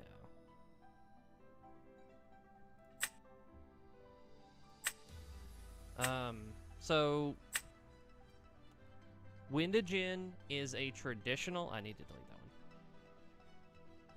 one. Windagen is a traditional, to me, it's a traditional like wind strategy that once Windagen to hit the field, you burning a resource to basically get a guaranteed 1 of 3 cards. Hydrake, going to twin into Penta. Those are things that you don't want your opponent to do. You've got Bug Tribal. You just basically generally have a good normal summon. A couple of Searchers in order to like Nexus if need be to pop something. And then Mill, which is basically just fire aggro, but with the ability to force your opponent to be without certain cards, you know, through milling. This one I think is just a matter of bad misplays. Hestia does, like, I don't know. I feel like I should use Divine Healing in that deck, but like, it's just finding space. It's like optimizing it. I feel like this one is okay. It's just a matter of the draw and like what's going on in the game. This one, kind of the same thing, the draw and what's going on in the game, but it has the ability to put pressure into, you know, win. And then this one's kind of the same thing. So, like, that's just an empty deck. I don't like this one. I'm just gonna pass on that idea. Obviously, like, I got a bad record here, but games. I threw a game because I never switched a creature, or my creatures back to attack. There would have actually been a 2/7. I feel like one other game I should have had, I ended up making bad calls, for sure. Especially with the Kindleo. This is kind of like, you know what you're doing, and then you stop and you entertain something that you didn't think about before, and then it backfires, because it's like, oh yeah, that's not how that works. Yeah. This one is just, this haunts my dreams. But yeah, we've got a maybe semi-functional, like, semi-traditional Windagen deck. That's just a lot more wind in general. You know, bugs, so like, these are good, and this one I think is fine. So long as I can just kind of get my act together and, like, swing with it, you know? Like, do some damage.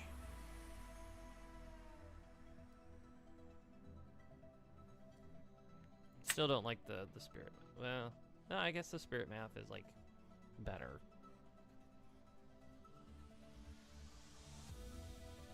Oh, there's only that. Okay. If there's only 2, then this needs to go to 1. And even if you cast just 2 tsunamis, I feel like 5 waters is fine, and you can burn them for like other things, generic costs.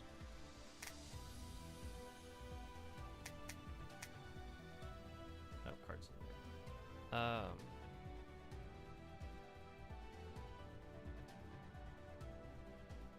Maybe a 3rd shield and 1 less nectar is a good idea.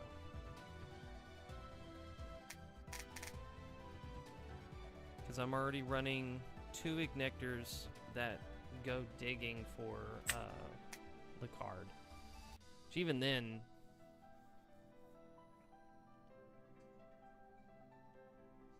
yeah, I think that's just kind of too expensive of an investment.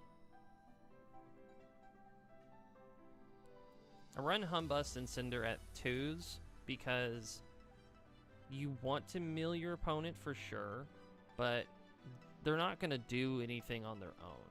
I don't know. I guess, I don't know. It's hard.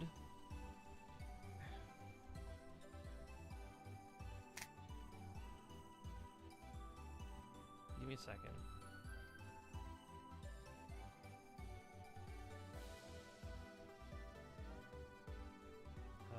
Oh, it's right here.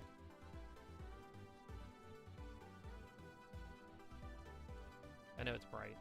Let's go to cards. I don't feel like it's not mill.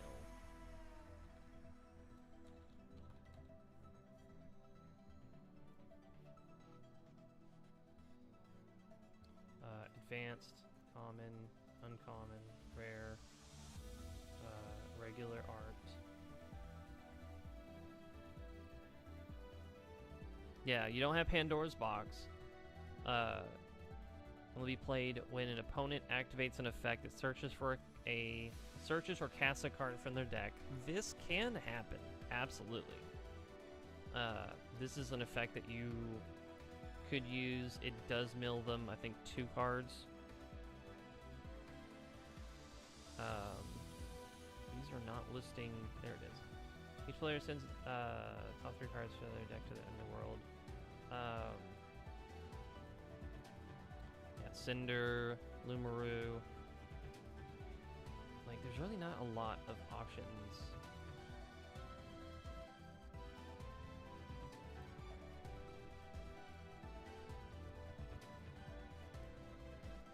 Yeah, Luminous deals damage to an opponent. They must send a top 3. Like, I'd run that.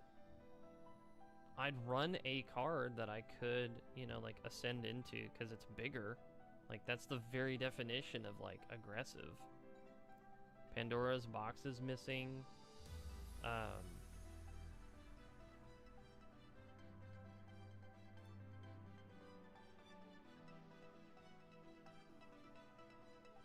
There's Golden Apple of Discord.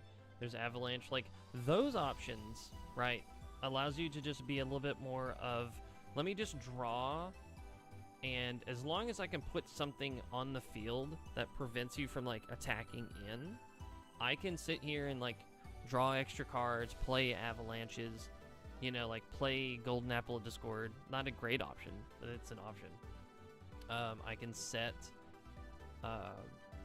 the Pandora's Box because there is a chance that anything you play that casts or searches from the deck, this counters it, says negate that effect, period, send the top 2 cards, because it's just mill control.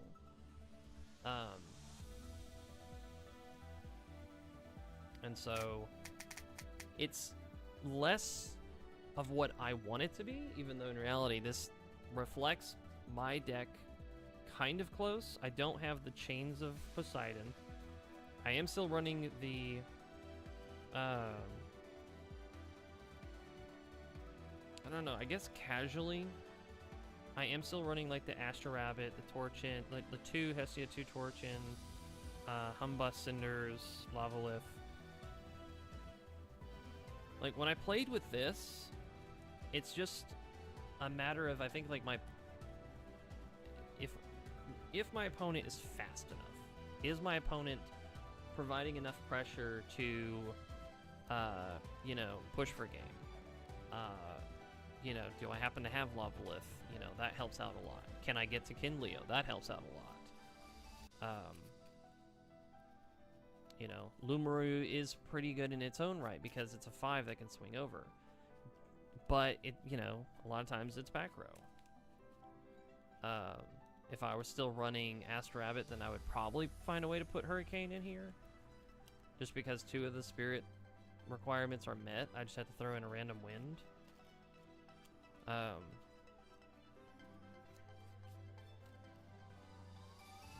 Even if this version of the deck works, it doesn't mean that it's good.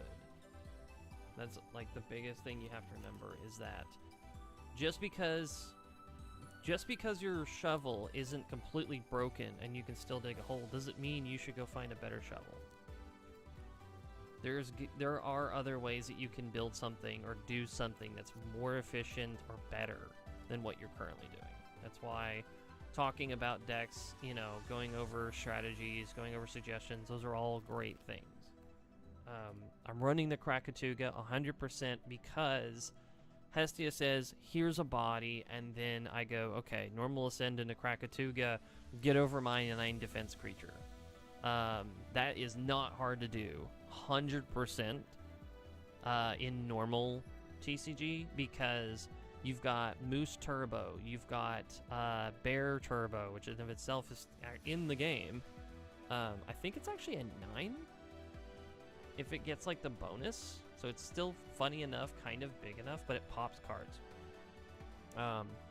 You've got Majursa, if you're running, or not Majursa. I keep saying Majursa and Majesty. I keep mixing up because they have M's. Majesty can't get over the 9 necessarily, unless you play the original, and then it's definitely getting over it. And Majesty's, like, you've got Majesty Turbo. Earthquakes, resting on your laurels. Solar has its own bit of turbo. Like, it's got really good cards that you can play. Obviously, Ice is gambling. Wind has Hermes for some reason. And you could kind of use Hermes. Like, one is Suppression. I think another one is Pop.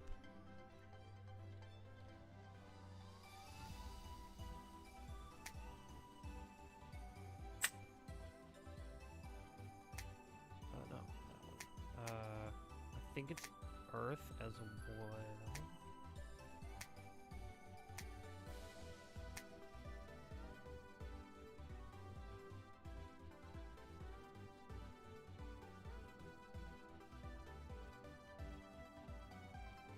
Oh, sorry. I'm thinking of the artwork of the site I was just at. They're not in the game yet. Yeah. You have Hermes, but you don't have Hermes stuff. It's just kind of insane. So no, you don't you don't have Hermes. What is it? Lightning. You've got Tempest. You've got Lightning. Lightning is more just aggro? I don't know. TCG's definitely got way better options. That can easily beat Krakatuga. But I guess, like I was thinking, or what I was talking about earlier, or haven't talked about yet, is every time this game gets updated, it's going to add new cards, in theory. That means every single time new cards are added, it means the meta slash viability of cards is going to shift. Anytime they add specific cards, those cards are either going to improve existing strategies or they're going to turn on other cards, which then expands the pool of playable strategies. Majesty, I'm literally just sitting here waiting to be able to play Majesty a little bit more correctly. Just because, yeah, Majesty Turbo is like pretty aggressive. Like I said, I don't need the basically jokingly called Blood Moon Majesty. I don't need the one that just says all Elestrals don't have effects unless they're water Elestrals. Even the regular one where it's just like, oh yeah, it's a 6 something. It's got a huge booty, but it gets +1 for each water spirit on the field. So by itself, it's a 9. You can go into it quickly because of Sluggle and Poseidon. This champion Sluggle is in the game. No idea why. It's almost there just for decoration because you could attempt to use its effect and it wouldn't even have to work because there's no viable target. Granted, it probably works and does try to search for the proper target, but it can't find one. Anyway.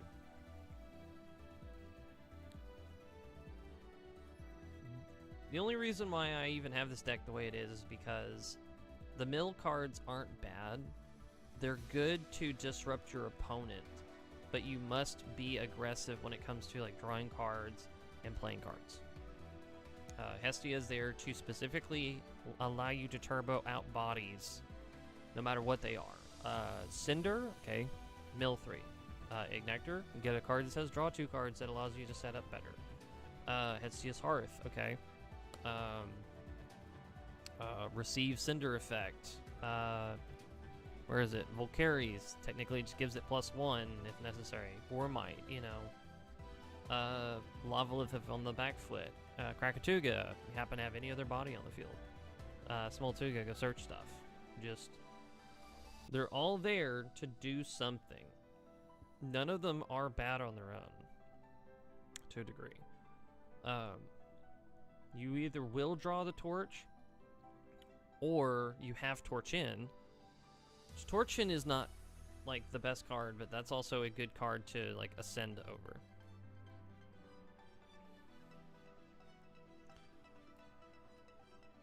I don't know. It all kind of depends on what your opponent's doing, because there's also just the fact that if you don't have Tsunami, like, how else are you controlling the battle phase? There's nothing else you can really do.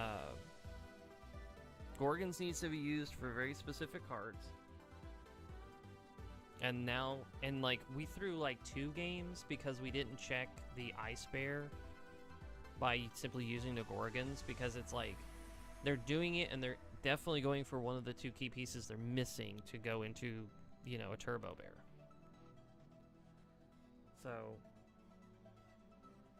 yeah, there's like 3 or 4 games where it was just like, just terrible decisions all around. So that's on me. So the deck's not necessarily bad. I'm just not making the right decisions.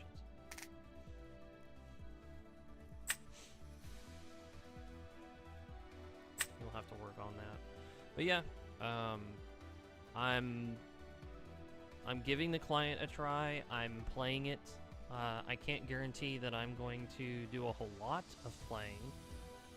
But I'm sure, just like everybody else, they're probably gonna, you know, dip in and out.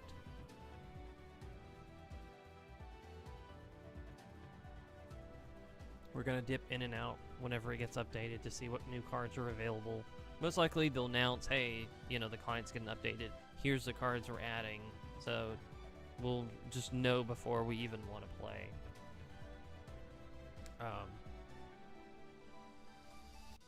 I don't know. I think on an ending note, I don't think that this client is going to do very well on the grounds that when you think about available strategies, it's kind of a weird mess. And then when they update the game and they decide to prioritize apparently like the top, I don't even remember percent. It's like they don't care to finish any sets.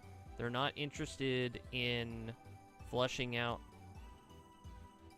existing cards in the database. Like, there's a chance we'll never see Majesty cards, because what they're saying is that they want to focus on the top single-digit % of cards that are played, right? If the highest amount of cards that are played are cards that do not have anything to do with strategies that have like partial cards or just no cards at all, then in theory they'll never be added, right? Majesty is not like a, you know, bottom tier deck. Water is strong. There's a chance that we'll see like Majesty, but there's so many cards already. And there's tons of cards that may just never see the light of day. And one of them is like a Posthumous. Posthumous may not be a top like 5% card, which means Lunar is just going to die. It's never going to get the proper attention that it deserves, because it's just not going to get the searchers. It's not going to get, you know, the camel. It's not going to get things that lets it stand on its own and say, hey, this is how I play Elestrals. You know, this is my identity. We have no Lunar. If people jump in and they go, okay, this is the collection of cards that I have, let me read over all of them and learn the game and play it, right?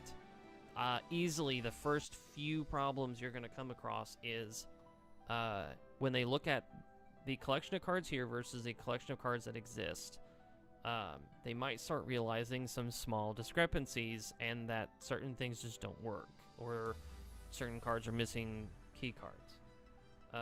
You've got existing players that may become frustrated because certain things that they want to play can't be played.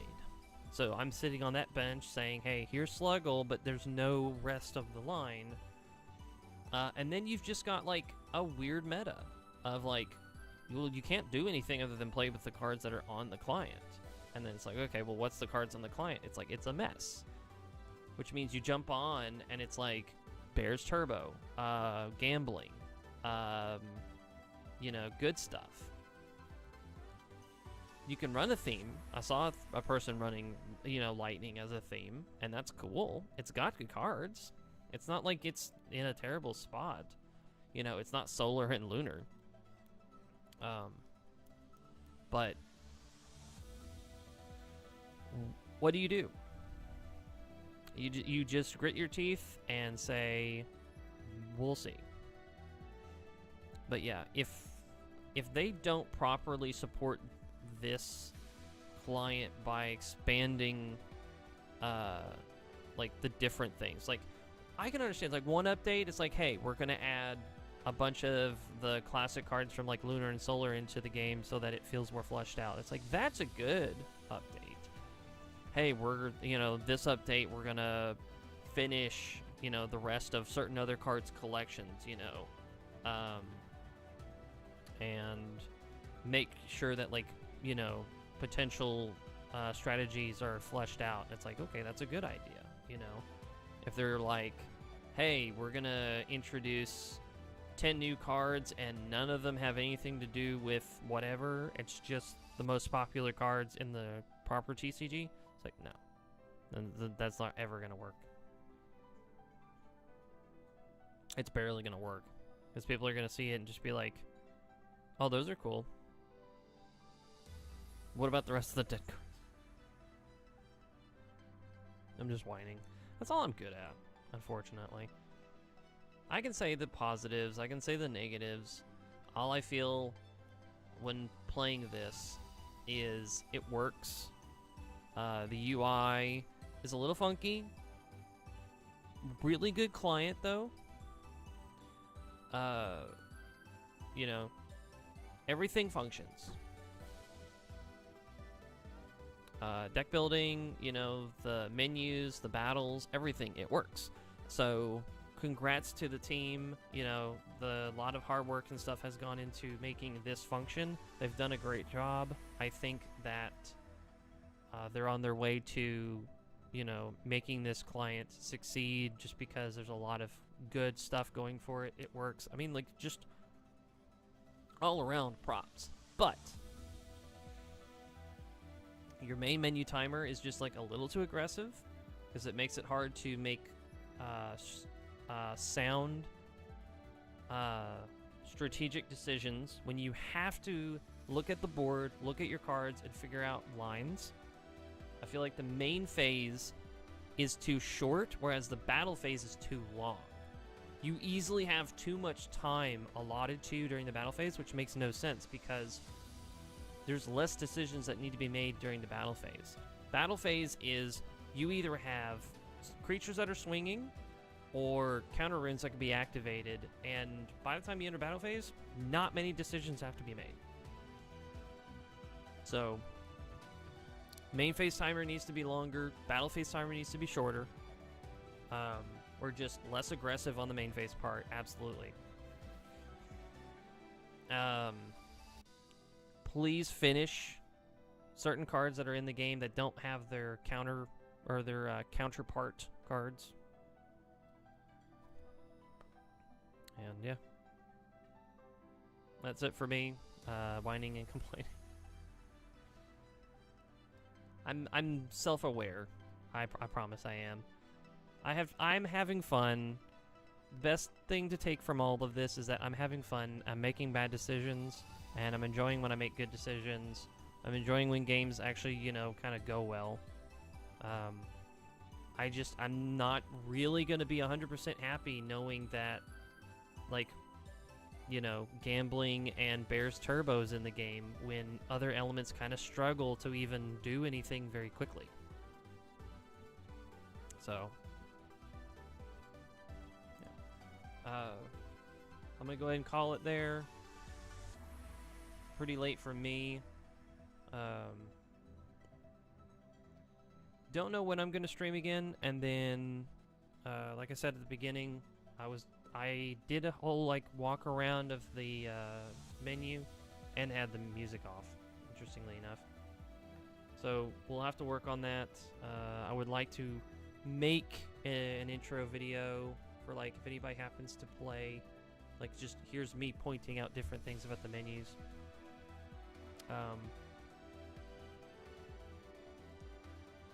A couple of UI pointers, maybe, like tips and tricks.